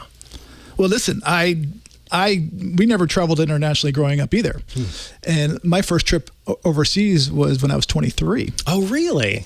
Yeah. Where'd you go? And my problem was, well, first of all, it was financial, and then it was fear, because I used to have asthma, and then I had anxiety. I was afraid to leave the house at one point, and my first trip was to Hong Kong. But no way. But I was afraid of long flights. I didn't know if I'd be able to breathe on the plane. I didn't know if I'd be able to breathe when I got to Hong Kong. And once I got there, I just fell in love. I was there for a month, and I traveled all around. I got addicted to my miles, and that's when I started my newsletter. I was 20. Johnny, I love this story. I didn't know this. Oh, how did you overcome that? Because that's not something that I have experienced. But my mom, for example, she is not a huge fan of taking planes. Did you knock yourself out and then you no? How did that go? No, I've talked about this many times. I actually did an interview this week. So it all depends. My fear, first of all, it was crashing. And then I spoke to so many flight attendants and pilots, and I looked at the statistics. I realized it's much safer to fly than to drive. I remember once I landed from London to LA, and the British Airways pilot said, "The safest part of your journey is now over. Please be careful on those freeways." I love that. And then also I was afraid of not being in control because I had asthma. What if I had an asthma attack? The plane can't just pull over to the side of the road and take me to the hospital. Mm-hmm. And so that was a big thing. And also I had problems, with claustrophobia almost. I realized that, spend the extra money to either get upgraded or get a bulkhead seat, the aisle seat, exit row, whatever, to give you more leg room. And I got over it. I realized it's actually, I feel better on the plane and things like that. It's a long story. I should write another blog post about it. But I pride myself in trying to help people get over it and to see the world, because as corny as it sounds, I truly believe that the more people travel internationally, the less prejudices there will be in the world. Amen. And so I just wanted to see if I could help with that. But it looks like you're good. But it's helpful because I've talked about this before too. I think that travel is for folks who do it and can do it regularly. A lot of the time, it's a certain financial soundness, a group with a certain financial soundness, and so it can feel kind of alienating for folks who can't afford to do that as much. Definitely. But whenever you look at it from that perspective, and you also, I feel like you do a good job. You've always done a good job of acknowledging the humanity that's involved with all of this, and I've always appreciated that. And I think that plays a role here too, for not just for the people who are on the plane who are doing that hard work, but also for the people who, you might go on a cruise, but you spent all your money on the cruise, so you can't afford to buy the plane ticket into the place where you're going on the cruise in the first place. You're having to drive there instead.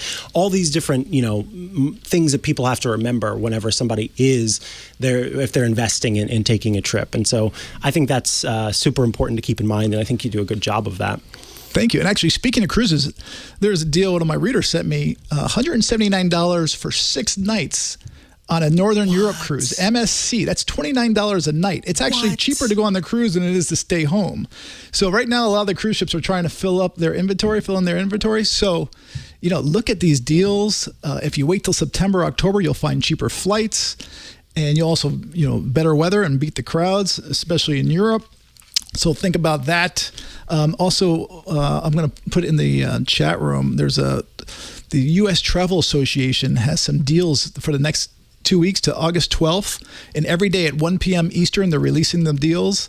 And actually one that, not all of them are great deals, but one of them that's pretty good is you can get a $250 Marriott Bonvoy gift card for $200. So you save $50. If you're booking Marriott hotels, that's going to come out on Wednesday, July 25th. You can see their calendar and see which deals are which. And if you like them, they have everything from package deals at Universal Orlando to Hyatt points.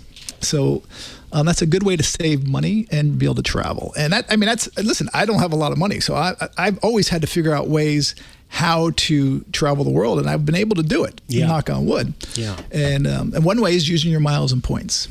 There you go. You mentioned last time that was a good tip. As long as you're paying it off, a travel credit card can be very helpful. You just have to commit. You got to pay it off in full every month. No questions asked. No questions asked. Thank you. Yeah. Yeah. Those are great tips. Anything from your blog you want to share? Sure. How much time we got? You've got about a minute.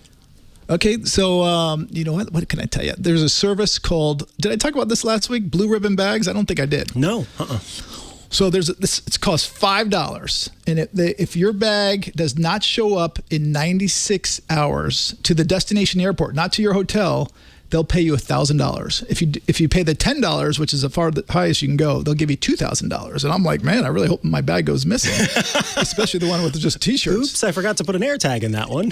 Yeah, So, you know, you can buy it up until a minute before your flight takes off. You got to do it on their website. They don't have an app. It's called Blue Ribbon Bags.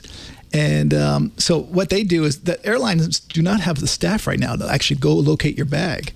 So they'll just go find out where it is, and they'll let you know it's at that destination airport where you're going. And I just interviewed one of their experts, and it made it from San Diego to actually from South Africa to San Diego in 3 hours. 3 hours less than their cutoff. Johnny Jet, thank you. You're welcome. Sorry, that cut out pretty quickly there, but no, I heard it. I heard the music, and I was like, I couldn't get it out. Blue Ribbon Bags, though. This is BRB. Oh, I love that. BRB. That's clever.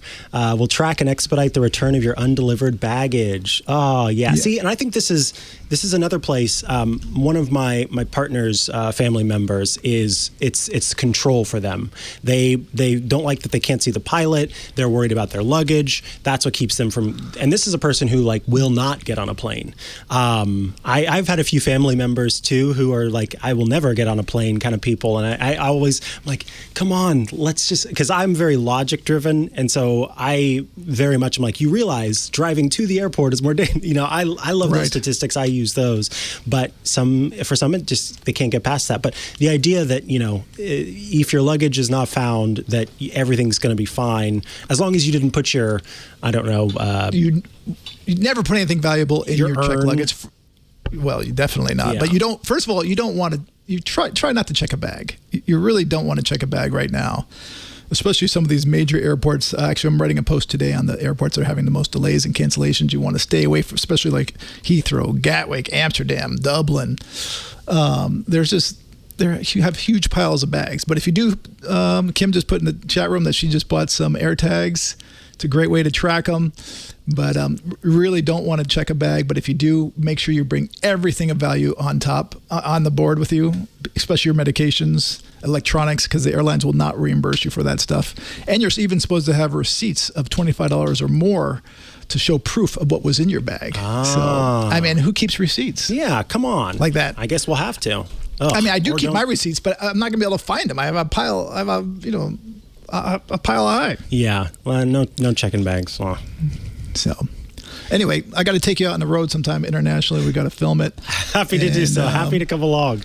We'll just go for a weekend. We'll go somewhere.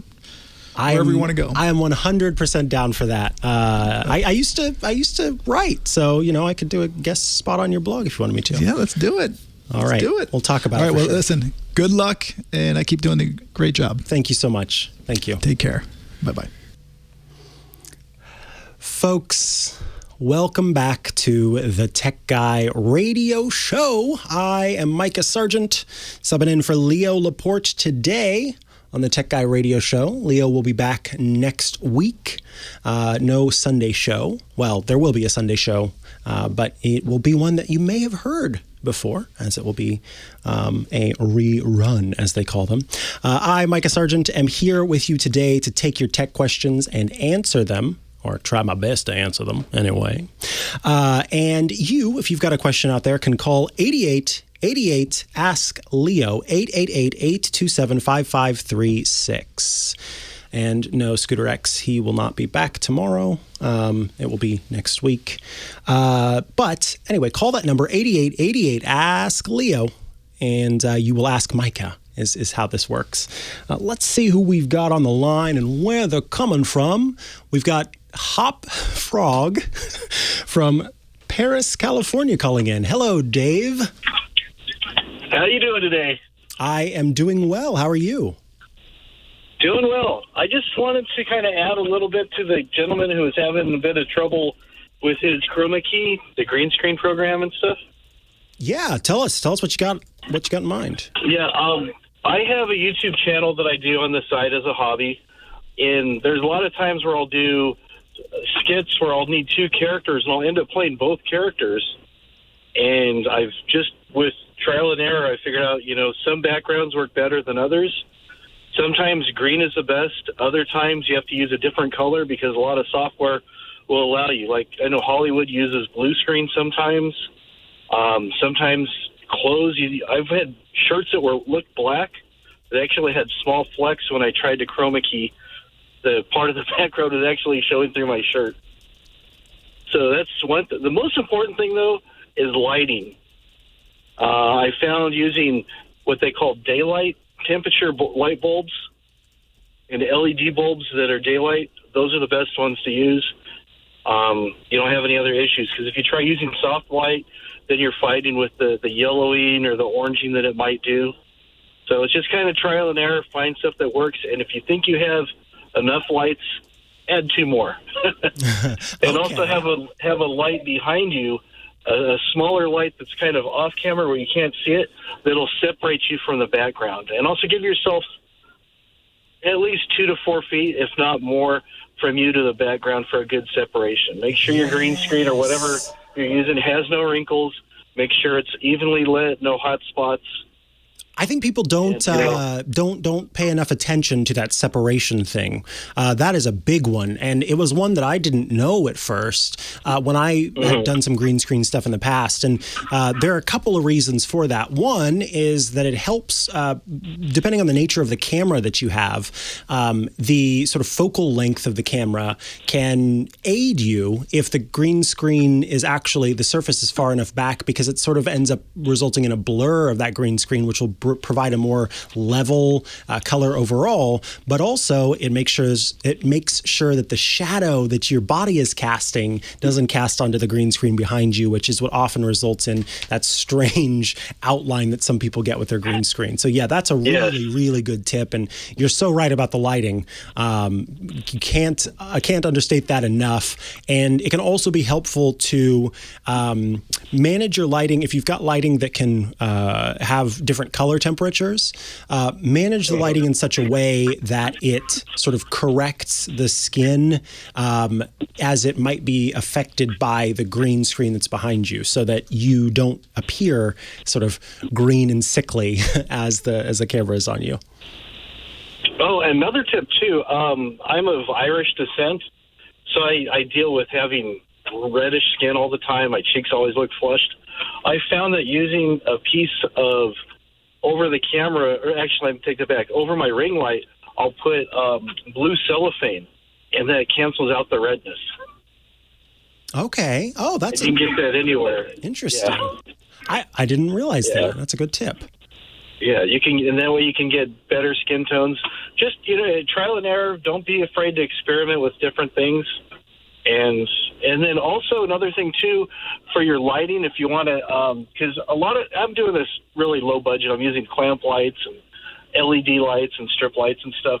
But if you use parchment paper that you can get anywhere, Walmart, Target, anywhere in clothespins, if you put that over your lights, that'll diffuse the light. It'll soften the light, so you won't have a lot of harsh shadows on your face, no bright spots on your face. It just makes everything look so much better. Mm-hmm. All right. Well, that's another good tip. And I appreciate you calling in to share some of your hot tips there. Hopfrog/Dave. Thank you. Well, thank you for your time. Yeah, thank you. All righty. Let's go to the next caller on the line, Ted from Diamond Bar, California. Hello, Ted. Hello, Micah. Hi there. How are you? I'm good. Good to hear it. So what can I help you with? Well, I have an iPhone 7, which probably needs to be upgraded to something newer, but... Hey, if it works and it's been working for you, no need to upgrade. I understand. The problem I have now is when I'm at home, I can receive texts from everybody, but when I leave home, I can't, and when I'm roaming, like driving in my car or whatever, or walking, I cannot receive text. And when I arrive back home, my texts, I assume, come back to me from the iCloud. Okay, so when you say you don't receive texts while you're out, you don't receive any texts at all, or only some texts don't seem to come through? All text, no text at all. And the people that are texting you regularly, do these people also have iPhones? They both have iPhones. Okay, yeah. So what's happening here, Ted, is for some reason, the cellular service that you have while you're out and about is having trouble getting what is called your iMessages. Apple has a special service for text messaging called iMessage. And what it does is instead of sending the old school style of text message, they send it in sort of just a tiny bit of data. And so it shows up in your phone as a bit of data. And when you're out and about, where you're either not getting service or the service that you're getting is kind of not a great connection, then those messages aren't getting through. There are some ways that you can adjust for this because it could be, I guess I should ask, do you have cell service or do you just use the Wi-Fi for your phone? That I don't know. I'll ask, do you pay maybe AT&T or Verizon or T-Mobile or one of those big companies, or maybe U.S. Cellular? No, I'm with TracFone. TracFone, that's what I needed to know. Okay, so you pay TracFone to place calls on your phone. And Correct. So what TracFone does is, and do you feel like you have good signal when you do leave your house and you go out and about, you're able to place phone calls okay? Oh, yeah, fine, yeah. Okay. Yeah. So this sounds like what's happening here is TracFone is not properly letting you access all of the data that you should be able to access. And it could be because your plan, your TracFone plan is phone calls and text messages based. So it says, hey, you can have, 100 phone calls a month or unlimited phone calls, and you can have X amount of text messages each month. But because of the way that iMessage works, it's actually it's considered different from that. So what I'm going to do, the website is techguylabs.com. I'm going to send you to a page from Apple that shows you how you can make your iMessages turn into SMS text messages, which is what you need here. So that page is going to walk you through everything, Ted, and hopefully we'll be able to help you out. This is Micah Sargent in for Leo Laporte, the tech guy. Thank you.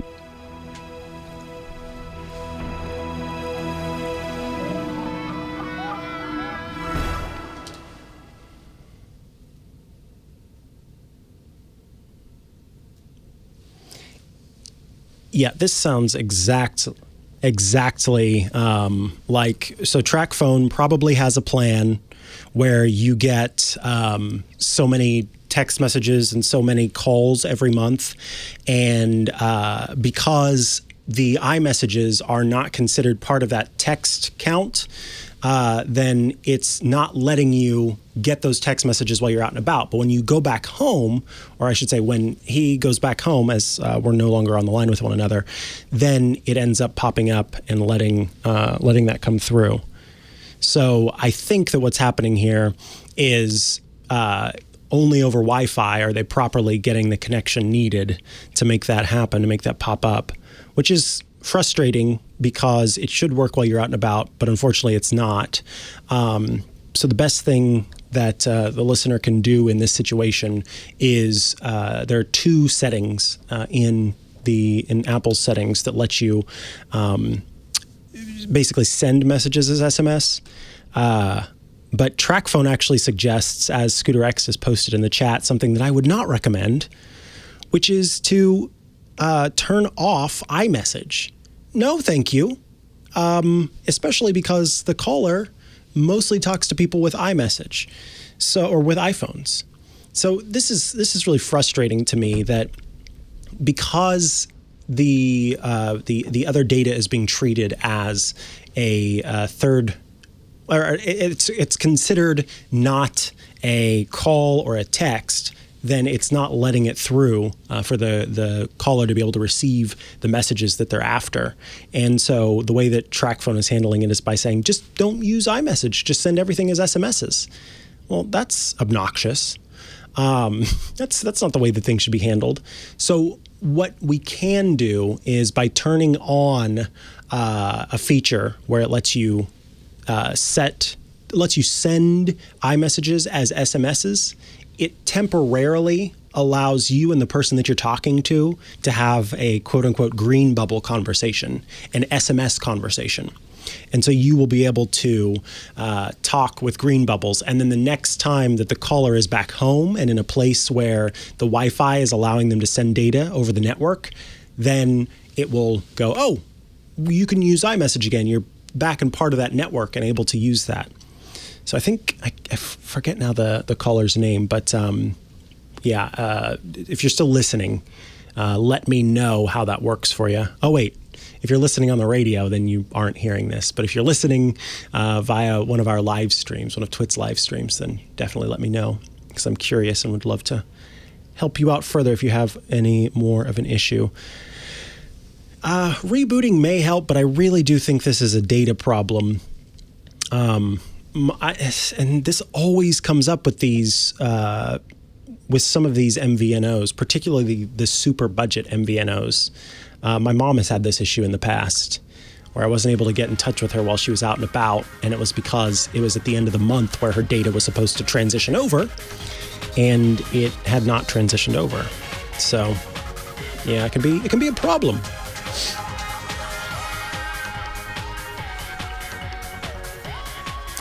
Well, hello there. Everybody. I am Micah Sargent, subbing in for Leo Laporte. I, too, am a tech guy and here to answer your questions now in the final hour of the Tech Guy Radio Show.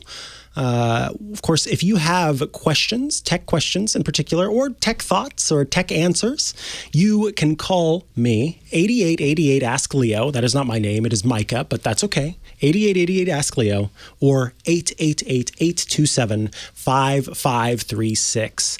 Calling that number within the United States, or if you're outside of the United States, using something like Skype to place that call will get you through to the Kim Schaffer, who will take your call and get you on the air to chat with me. Let's see what we've got here. Oh, I know this name. It's Micah from Maine. Hello, Micah. Hey, how's my favorite Micah doing? Oh, I'm doing well. How's my favorite Micah doing? I'm doing great, too. It's so nice to talk to you, and you're doing such a wonderful job on the show. And yes, like Johnny said, I can feel the relaxation in your voice, a lot more calm than you were last week, although last week was great. Thank you. This week is even better. Yeah, I'm feeling a lot more zen, so thank you. Thank you for noticing that. That's very kind. I want to tap into your area of expertise because you're a Mac person, from what I understand. I am indeed. And I have never been, other than I bought an iPhone back in 2016, and I got an iPad, and I think I'm becoming one of the drones because it's time for me to replace my computer, which is a 2014 Haswell processor PC. Wow! And I'm starting to have trouble with things like Zoom, which slows things down, and Riverside that we record the Airplane Geeks on. So it's time to do something new, and I'm thinking about going with a Mac Mini. I think it's time to do that. I've already got a good monitor. I've got a great keyboard and mouse, and this would be an inexpensive way to get me started with that. Yeah. But I had a couple of questions. Okay, I'd like to help. One is that I'm pretty sure that I'm probably going to end up running parallels on it at one time or another. I think I may need to use some Windows programs. The one primarily that I use is Audacity, but I think I'm going to be able to switch that over and use that on the Mac as well. But should I go? I'm going to definitely go with the 16 gigabytes of memory. Mm-hmm. Should I go with 1 or 2 terabytes on the SSD? So here's the thing. This I have a MacBook Pro in front of me that I've had for a while now, and this MacBook Pro is an Intel machine, and it we had to get one pretty quick, and so Leo was saying, hey, just find the best one that they have at the Apple Store locally and get that one, and so it has 2 terabytes of storage, and I have to tell you, it has been one of the most relieving things to have that 2 terabytes of storage. I don't have to think about my storage space because of it. So when I've got all of my photos stored locally on it. I have, I've had to do backups of my devices, and I just don't need to think about it. And I have 1 terabyte of storage in the desktop computer that I have, which is the Mac Studio. And just the other day, I had my first moment of, oh, crud, I'm coming up to running out of space. And so my advice for you is advice that I would give to anybody, and that is get as much storage as you can comfortably afford, because there's no reason that you would be sort of have buyer's remorse about having more storage, other than the buyer's remorse that we all get about anything. There's only benefit from having more storage. There's the only downside, of course, is paying more. But as much as you can comfortably afford, you should get that much storage so that you don't have to think about it. And with you working with audio files on the regular, and I don't know if your podcast has video with it as well. Sometimes, not that podcast, but other ones too. Okay, yeah, then doubly so. It's a good idea. I've got network attached storage at home, and so I end up moving a lot of those files off of my desktop onto the network attached storage. But just not having to think about it, knowing that I can put a bunch of stuff on this machine and not have to think about it has been great. And I'm honestly, I have the 1 terabyte MacBook Air that's going to be replacing this one, and I'm a little nervous about it. I'm a little sad to give up this 2 terabyte Intel machine because I just haven't had to worry about or think about space. So I kind of wish that I had gone for the bigger hard drive for that. So yeah, as big as you can. Go ahead. Let me ask you too, for going up from 1 terabyte to 2 terabytes on that iPad Mac Mini is $360. I mean, that's quite a big jump for just a terabyte of storage. I'm also considering, I'm pretty sure I'm going to get I think it's pronounced Satechi type C-stand hub that also has an SSD enclosure with it. So I can put in another 1 gig Samsung Evo SSD right built in, and it's pretty much a second hard drive. So that would be $240. $99 for the hub, because I'm going to need the hub, and another $150 more or less for the extra gigabyte of SSD storage. So I think that might work around it, unless I'm going to need it for the operating systems, both Parallels and Mac. So the Satechi Type C hub, I'm seeing this here, and you're going for the Satechi one that has the built-in SSD. I don't know. Is it NVMe or is it? I'm having trouble finding the one that has. It's M.2A SATA SSD is what it says. Okay. On a listing on Apple. Yeah. So this is a great device to sort of expand the storage. Again, though, if you're looking at the operating system itself, having as much of that storage space be part of the system and not having any plug in between you and the data you're trying to access is going to be better. And that means that, especially if you're going to be running parallels, where you are, think about now, instead of having one computer, you're basically trying to rock two computers in one system. The Windows machine is going to have its own files. Even if it's just the apps that you keep on there and you keep all of your actual files stored in the cloud or something like that, you still, when you install those apps, then all of that is packaged into its own container. So now you've got the macOS basic system and all the files you have there, the Windows machine and all the files that you have there. I dig the idea of going with that Satechi stand. I think it's a great idea, but in terms of getting the best performance you possibly can, I again still think that the investment is worth it. Especially, it sounds like you are a person who keeps your machines around for a long time, which is fantastic. But I was just going to say that. Yeah, I mean, I keep them around till the wheels fall off. So I'm really talking about if I keep it 10 years, it's $36 a year. It makes there sense. There you go. Yeah. And honestly, whatever we need to be able to justify what I think is an investment for you, especially given how you plan on using it, I would recommend for sure trying to make the jump over to macOS for doing your editing of your video or your podcasts, simply because then if you are locked into this for the next 10 years, you're not always having to launch Parallels to be able to do that. And there's a lot of intuitive software for audio editing. I don't use GarageBand or Logic to edit the podcasts on the rare occasion that I do. I use Audition from Adobe, but I definitely am all about having that editing happening as much as I can on the machine that it is. But I've heard that Windows absolutely soars on these M1, M2 Apple Silicon devices with using the parallel machine. So it can be pretty great. And two final quick follow-up questions, if I can. Ooh, we've got 30 seconds. Biggest question is that I use Thunderbird on Windows. I've got email that goes back forever, some of it in POP. Will I be able to transfer that over and continue to use my Thunderbird on the Mac if I copy the files? Let's see. I think the Thunderbird is compatible with Mac I know OS. I know I can download Thunderbird for Mac, but I just don't know if the files will transfer the same. I think that they would, because there's a built-in email use on there. Micah Sargent in for Leo Laporte, the Tech Guy Radio Show.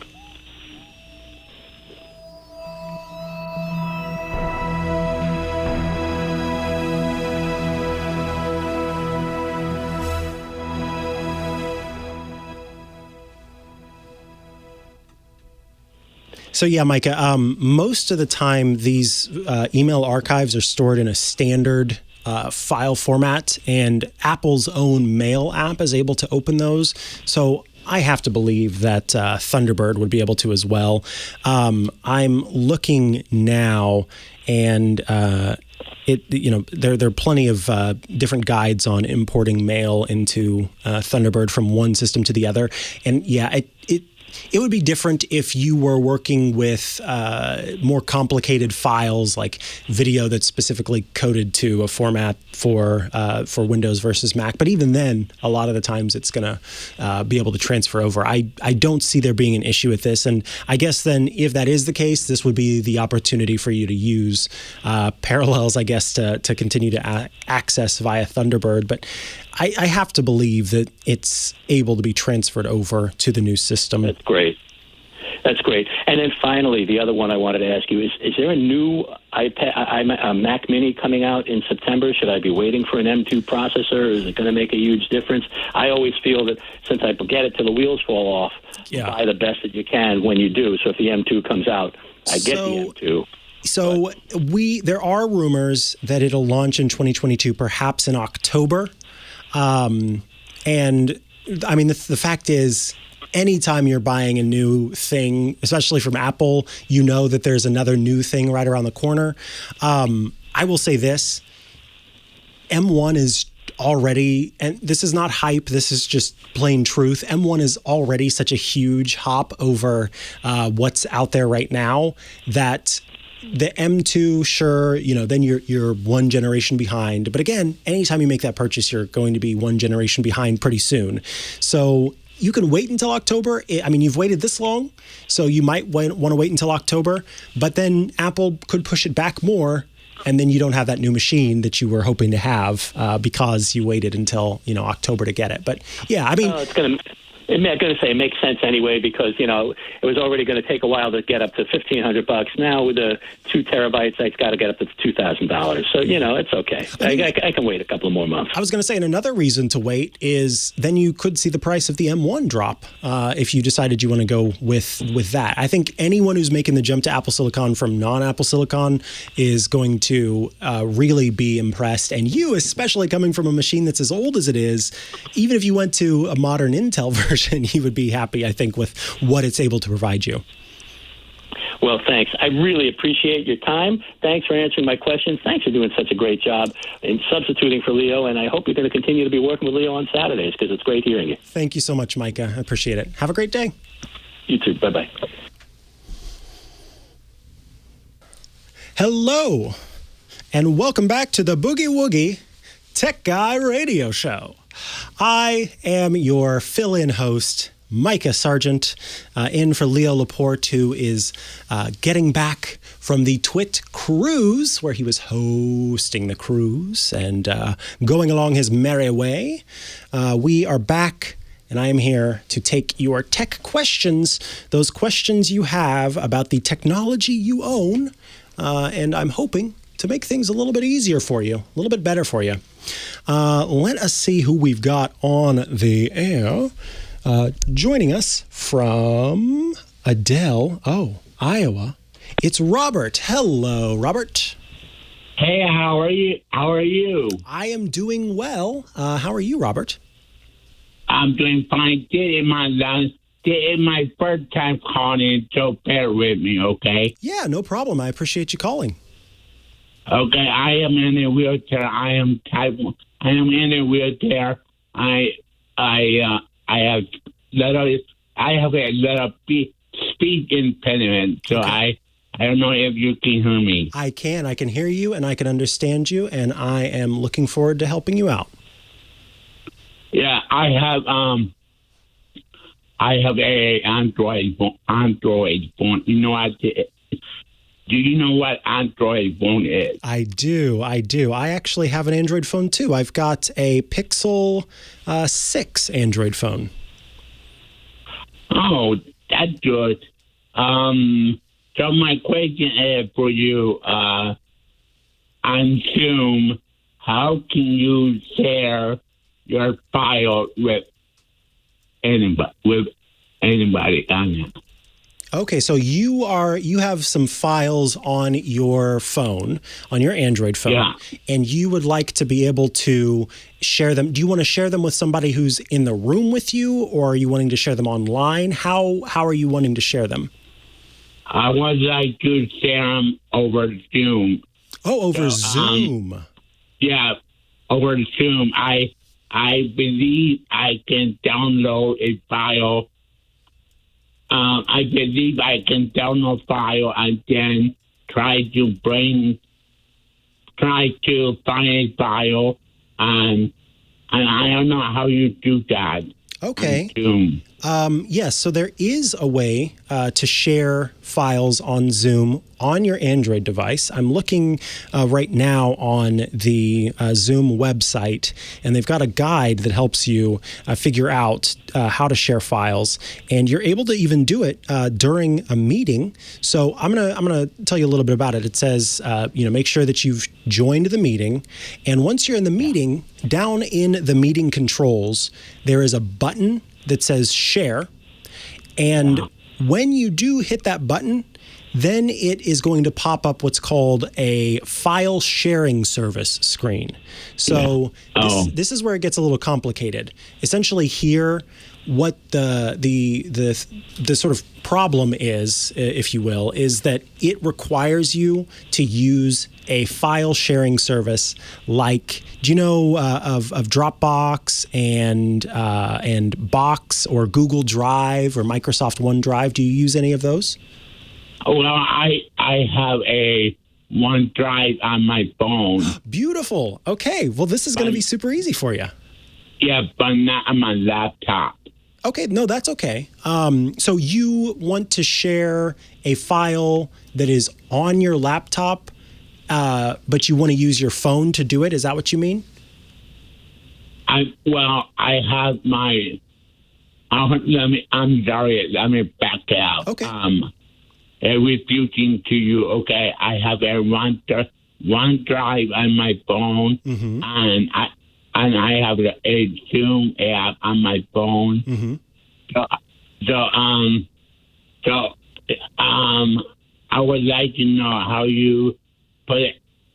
I know how to open Zoom and find file sharing on Zoom. But do you have to pay for it when you file sharing? Good question. Okay, so as long as you have something like OneDrive, which it sounds like you do have, you do not have to pay to do this. It will actually just the only thing that you have to do, and the reason why there might be some hesitation there, is because it is going to pop up a screen that tells you need to connect one of these services. And so what you'll do, Robert, is you will tap on the button that says connect, and then it's going to show you a bunch of different options. Dropbox, OneDrive, Google Drive. You're going to find the one that you use. And in this case, it's OneDrive. You'll tap on that, and then you will log in with your OneDrive account, and Zoom will authorize it, and then you will be able to share a file from your phone. The only thing that is important here is that whatever file it is that's on your phone that you want to share using Zoom, you need to first put that file into your OneDrive, right? So I'll give you an example. Let's say I've got, I look out and I see this really pretty bird. So I take a photo with my Android phone of that bird. Then I'm going to go into, because I'm using an Android phone, my Google Photos library. I will find that photo of the bird and I will tap to share that photo. And when up pops all those different options, I'm going to say, share this to my OneDrive.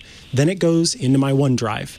Then when I have the Zoom call with, let's say, my sister later in the day, and I'm in the Zoom call, I'm having that conversation, I will tap that share button in the meeting controls, and I will use OneDrive. So I'll tap on OneDrive, and then up pops that photo of the bird in my OneDrive folder. I'll tap on that photo, choose share, and then it will share right in that Zoom meeting, and it won't charge me. Okay, so how about if I wanted, like, I have a meeting for my WHO13 TV producer, if I want to share a file, or not a file, a text. If I want to share a text on Zoom, can I do that or not? Did you say a text? Yeah. Or not? Yeah, you should be able to share a text on Zoom. I mean, well, one way you can share a text is just by using the chat option that Zoom has, and you're able to copy and paste text into there. But if you're wanting to share photos or other kinds of files, those you will have to actually use this feature where you connect. But I've got some good news for you, Robert. I've got a step-by-step guide that's going to walk you through all of this to make sure you know exactly what you need to do. You just head to techguylabs.com, and there you will see a link to Zoom where it is the exact walkthrough for using Zoom on your mobile device and being able to tap those share controls in the meeting controls. Robert, I want to thank you so much for taking the time to call in and ask a question. Can I have it one time? We do have to go to a break, but just stick around and I will take your question off air. Micah Sargent in for Leo Laporte, the tech guy.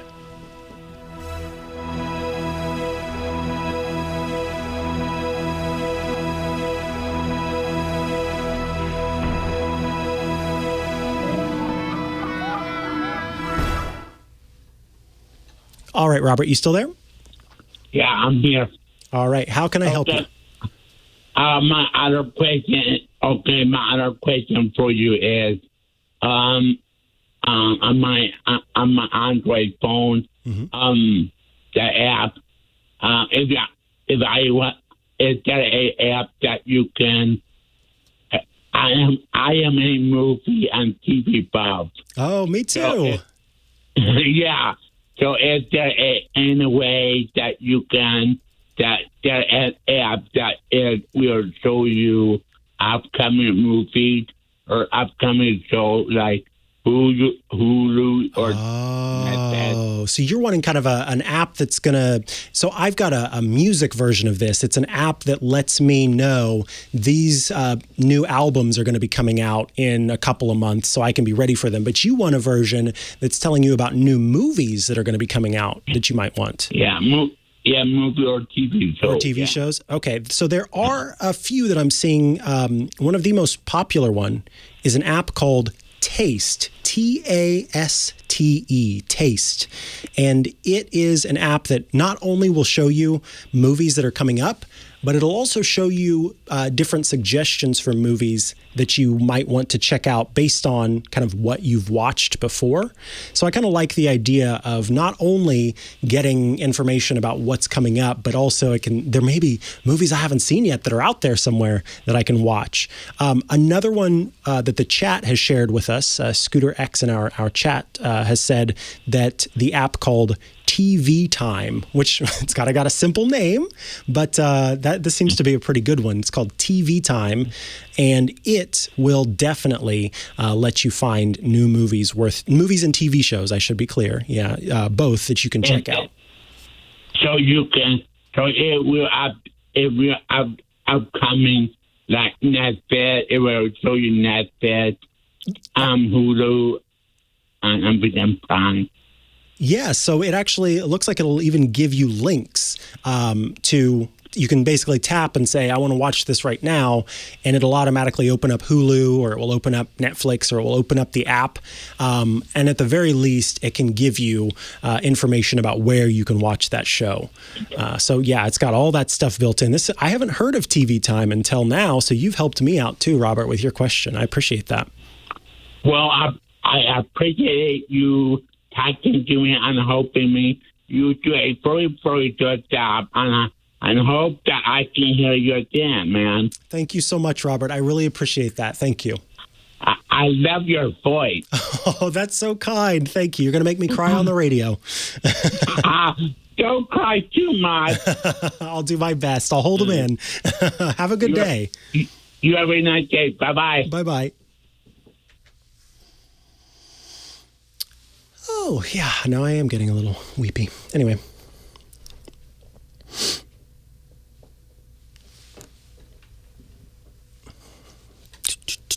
Oh, my goodness.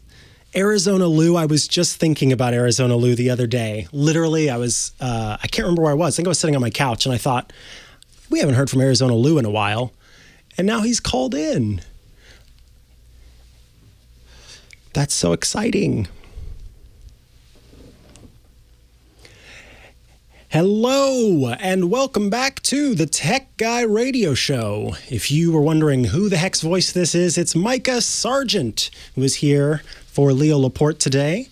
Very excited to be taking your questions, and I have to tell you, I am so pumped. I was just thinking about our next caller a couple of days ago, and I said, I want to know what's up with Arizona Lou. And lo and behold, who calls us today but Arizona Lou? Welcome back to the show, Arizona Lou. Hey, I hope you weren't having nightmares. Not at all. Not at all. No, I was thinking, I haven't heard his voice in a while. His voice always puts a smile on my face. And I'm so glad. I'm glad you're here. What's up? I put a smile on some faces in Denton, Maryland last night doing a comedy show for some veterans there at American Legion. That's fantastic. Yeah, that's not why I called you, because I received about a week ago an email from Square. And as you know, they're the people that on your phone you can use as a cash register, and that's what I use for selling my T-shirts and albums and stuff. Okay. It says the email address for your Square has successfully been changed to, and then it's 15 random characters at hotmail.com. Okay. You no longer receive messages at my old email address. And if it's fraud, let me know. So I sent them a reply, let them know. And lo and behold, I got a reply from them that essentially was no reply, no help. They said, the best thing you can do is change your password. Well, I can't get into my email because I tried that weird email address and my old password and couldn't get in. So I'm wondering, is it a chance that my account may be raided? Do you have those emails? Any ideas? Do you have those emails still from that said, "Hey, your account has been hijacked"? Do you still have those in your email account? Yes, I do. Okay, the first thing I want you to do, Arizona Lou, I don't know what app you use or if you use Gmail or however you do it, but go to that email and then look at the from area. See who that email was sent from. And here's the important thing. Sometimes Gmail, for example, it will give you a name. It will say that this email was sent from Square, and it won't show you the actual email. What I want to know is what the email address is. So actually go and find where it says Amazons.messaging.square.com. .squareup.com. .squareup.com. Okay, squareup.com. Okay. So squareup.com does seem to be actually owned by Square. And what was it at first? Could you read that first part for me? Sure. Let me go back to that. The email address of your Square account has successfully been updated to, and then it's 15 random lowercase letters at hotmail.com. Okay. And it says you will no longer be receive messages at, then gave me my email address, or be able to use that email address to sign into Square. Okay. If you did not make this request, please let us know as soon as possible.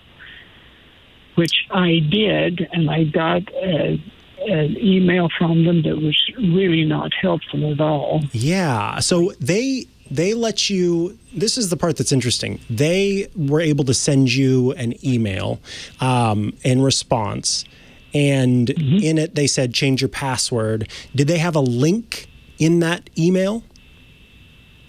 Oh, let me look and see. He says, thanks for searching. We'll let you know if we need any more information. This number, if you've not done so already, steps you should update your password, which I can't do because I can't get into the account, and then enable two-step verification, which I can't do because you can't get into the account. Now, this is a silly question, but I do want to ask it. Did you try to log into your Square account using the email that you used already? So instead of using that one with all the random numbers, did you just go ahead and give it a try and see if you could, even though it said that it had changed your email, did you try to just use your normal email? I did and could not get in. Okay. Well, it sounds like, so my concern was that someone knew that you were using Square, some bad guy out there knew that you were using Square. So they sent you an email that looked like it was real in order to get your password. And whenever you got that email, if you had clicked on anything in that email and gone in and tried to change your password, then that's whenever they actually took over your account. But now I think I didn't do that because I really avoid and realize that is frequently the way people get your password, with bogus emails with links. Absolutely. And Arizona Lou, it sounds like you did your due diligence there for sure, and we checked, and it sounds like the email did come from the right person. So what can be done in this situation is not reaching out to Square via email, but instead reaching out to Square via their contact guide. So over email, if you kind of just responded to that email to try to get help, the team that's there is not necessarily the same team that helps if you are a customer, as you are, and a client of theirs. So we'll include, again, in the show notes, techguylabs.com,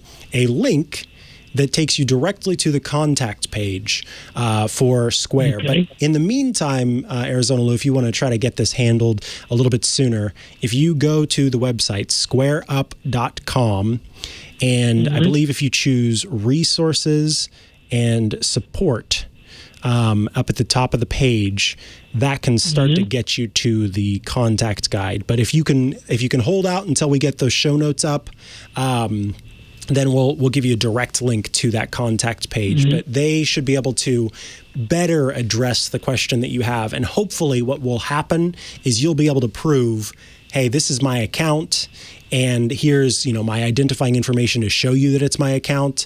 And then they'll be able to give you access. And if, somebody who logged in and did this took any money that you had in the account out, then they'll be able to get that money back. And all of that can be ironed out. I think the best thing you can do is talk to Square directly. But what I'd like for you to do also is give us a call back if you have trouble getting in contact with them that way, because sometimes it takes a little conversation on the radio. Oh, yeah. You know what I mean? To let them know, hey, they need with to. Micah. Exactly. Yeah, I'm at Square Resources. You say support? Support. And then you'll see some options down at the bottom that say get answers to your questions, live help when you need it. Search question or keyword, sign in for. Yeah, so you see that there. Support. Yeah, I can't. No, you can't. But scroll all the way down to the bottom, and you'll see that in the middle, there's one with the little chat icons. It's got two speech bubbles, and it says get support. You want to click on that one. Yep. I will do that. Boy, and I hope my linked checking account is not jeopardy here. Yeah, and the good thing about that is that the modern way these are all set up is essentially whenever you link your checking account, it will obscure some of the numbers, and it's a special link where it is kind of a one-time thing, the link between your checking account and the service, instead of it being one that is sort of addressable over and over again, and they do that for security reasons. So that should be okay. But if you do have money in that Square account, that could be at risk here. Well, they send it to me about every day. Oh, that's good. So there's not a lot in there, if any. Okay. Well, I'm wishing you all the best. And like I said, give us a call back if you run into issues, or even if you don't. It'd be good to hear that everything went well and you got back what you'd lost. I appreciate you calling, Arizona Lou. We do need to head into another break, but thank you for your time today, and I'll talk to you soon. Oh, my pleasure. All right. Micah Sargent in for Leo Laporte, the tech guy.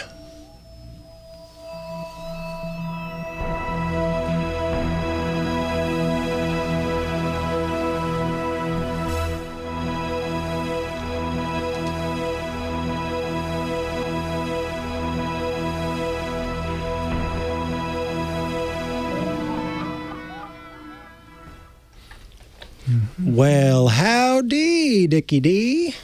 How you doing? I am doing well. How are you today? I'm good, thank you. You really you settled in right there. I hear you already made it so that Leo's coming back 3 days later. Right. That was the concern. I thought, oh boy, people are going to think I'm keeping him away or something. Oh, no, they're not thinking that. They know that. Yes, as long as I don't acknowledge it, then it's still an evil master plan. Then you're good. It's hot there where you are, isn't it? Oh, yeah. It's like 96 or 98 or something like that. I know. I never know what it is. I stay in the AC. I was just down in the park, and they have all these fences up and everything, and normally that goes up because of the triathlon. And I'm thinking, are they going to try the triathlon tomorrow, which is supposed to be a record break, worse than today? Oh, no. I was just watching some medical drama, and this woman suffered heat stroke, and it led to all of these other complications. And so, oh man! And she was running; she was just out running on a really hot day. Yeah, Mike B just said it's now 100 in the New York City metro area. Oh my word! Yeah. Well, you know what? They may have to eliminate the Hudson River part because the river was boiling when I walked past it. So that's That's a very when a fisherman catch fried fish. Oh my gosh! You know the water is too hot. But I guess if it's boiled, you can drink directly from the river. Yeah, no, you're right. This is probably a blessing. Yeah, it's all good. Oh man.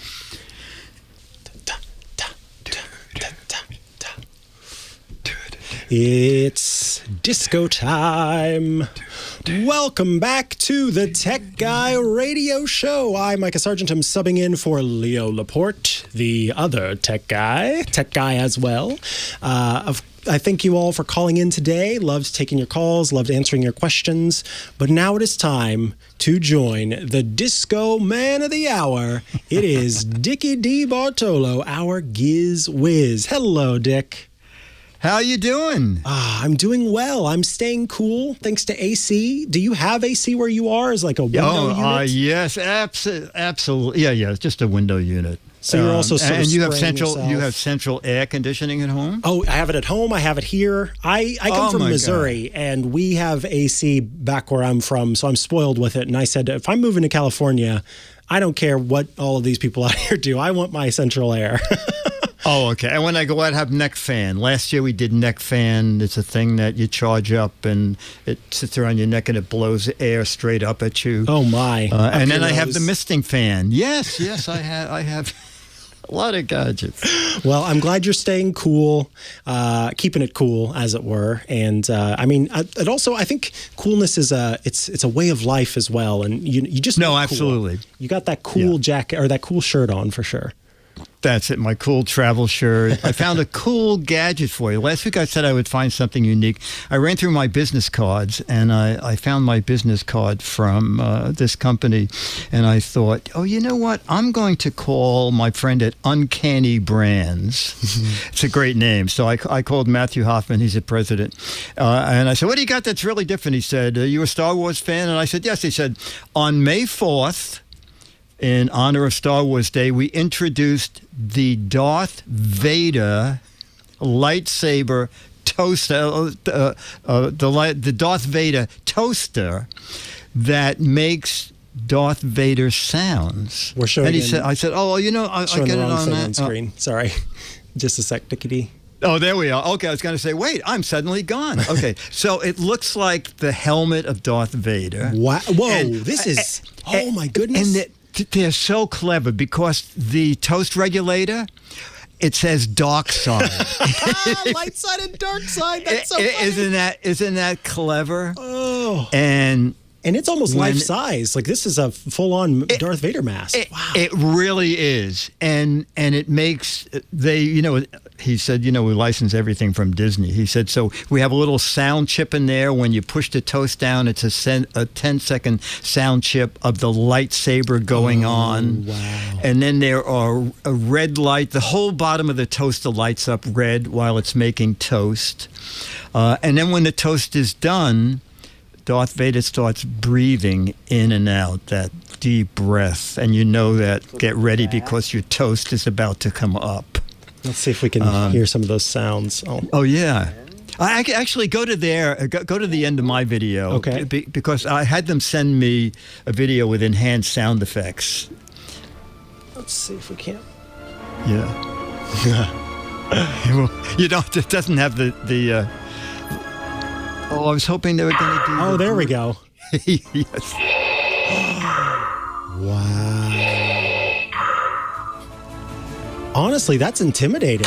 Oh, it's not as loud in your home, but you do hear it. It's very, very clever. That is so clever. I love the light side, dark side. Just that little touch is enough to. That is great. That was so great. So it's $70 on Amazon. Earlier today, it's probably still up there. There's a $10 off coupon. And if you're really a Star Wars nuts, the same company makes the R2-D2 popcorn maker. Oh, that's perfect. And they're so clever. So you take the helmet off, and that's what the popcorn falls into. And then at the back of the device, there is a clear plastic hood that replaces the helmet. Oh, so you can watch the corn popping and watch it come down that clear chute into the Darth Darth Vader's head, I need which is this. now the bowl. And you know it's what's interesting about this is, so I've done a lot of, I don't know why, because I don't eat much popcorn anymore, but I used to eat a lot of popcorn, and I've done a lot of research on popcorn poppers, and oftentimes they have this problem where the popcorn either it doesn't heat up enough because it doesn't get popped, or the way that the hood is shaped, it ends up putting popcorn and unpopped kernels all over the place. It's so funny that one that is sort of more novelty actually looks like it's better designed to make the popcorn experience better. No, it has a careful chute to aim for the bowl. And the guy told me, he said, Dick, we don't just make a product and stick a name on it. We really, we get the plans from the company, I guess in this case Disney, so we can make it as much like the real. It's very detailed. Yeah. It's very detailed. I was, like I said, I was super impressed with the Vader helmet, because I thought, oh, it's going to be, it'll have like a little bit stuck on the front. No, it looks, it's just like it's huge. It looks exactly the same. Yes. Very impressive stuff. Yeah. And what's this company again? It's called Uncanny Brands, and they're on. I have links to them on Amazon. Awesome. Yes, you can head to gizwiz.biz, where you'll find a link. You just click on the Gizwiz Visits the Tech Guy, and then there'll be links to those. And you'll also be helping out Dickie D by doing so. And there was you said a coupon at one point that could come back, so worth checking out. Is it not there now? Okay. And then you should also join the fun of the What the Heck Is It contest, where you can try to guess what the heck this is. Let's see if I can think of something for this week. Okay. This looks like one of those, I know. It's, Mentos, those little chewy candies. Yeah, yes, It's a Mentos dispenser. That's what that is. That's not a bad guess at all. Thank you. Not a bad guess at all. Now, what happens if people do guess? I know it has something to do with this magazine right here. Okay, so we give away up to 6 Mads if we get 6 right answers. If there are more, we do a drawing. And then we give 12 for funny, weird, strange answers. So that you have a much better chance making up something stupid or dumb. I mean, you can send that in if you want. Oh, I'll have to do that. And so we love silly answers more than the real answers, but we'll take either and consider them. And we give up to 18 issues for every game. And it's been running for people like this. I think we are on year 13 of the game. Wow, that's several. That's quite a few years. Yeah, I know. I always have fun just seeing what strange thing. Where do you find these things that you share? Well, you know what? Sometimes when at trade shows, I was at a trade show yesterday, and this company had some little giveaways, and I said, "Oh, can I have that, and that?" And she said, "Do you know what they're for?" And I said, "No, you can tell me, but that's why I'm picking them, because I don't know what they're for." Oh, that's fantastic. So trade shows, and sometimes I just roam through Amazon for hours. So this is not. This looks like it's an antique, but maybe is this one an antique, or is it's new? No clues. Okay, no clues. Okay. Oh, but I should tell you, everything is a commercially available product. That's a good tip. And it's the whole product. One guy sent me something in and he said, "Here, use this for your what the heck is it?" And I sent him an email and said, "I cannot figure it out." He said, "It's part of a table leg." And I said, "Well, wait a minute. How could anybody guess that?" All right. Well, Dickie D, thank you so much for your buddy. time today. It's always good to see you. And I guess this means I've got to say goodbye to all of you out there. Thank you for tuning in to the Tech Guy Radio Show this week with Micah Sargent. Leo Laporte will be back next week. Thank you for your time and have a great Geek Week. Goodbye. Well, that's it for the Tech Guy Show for today. Thank you so much for being here. And don't forget, TWIT, T-W-I-T. It stands for This Week in Tech, and you'll find it at twit.tv, including the podcasts for this show. We talk about Windows on Windows Weekly, Macintosh on Mac Break Weekly, iPads, iPhones, Apple Watches on iOS Today, security on Security Now. I mean, I can go on and on and on. And, of course, the big show every Sunday afternoon, This Week in Tech. You'll find it all at twit.tv. And I'll be back next week with another great Tech Guys show. Thanks for joining me. We'll see you next time.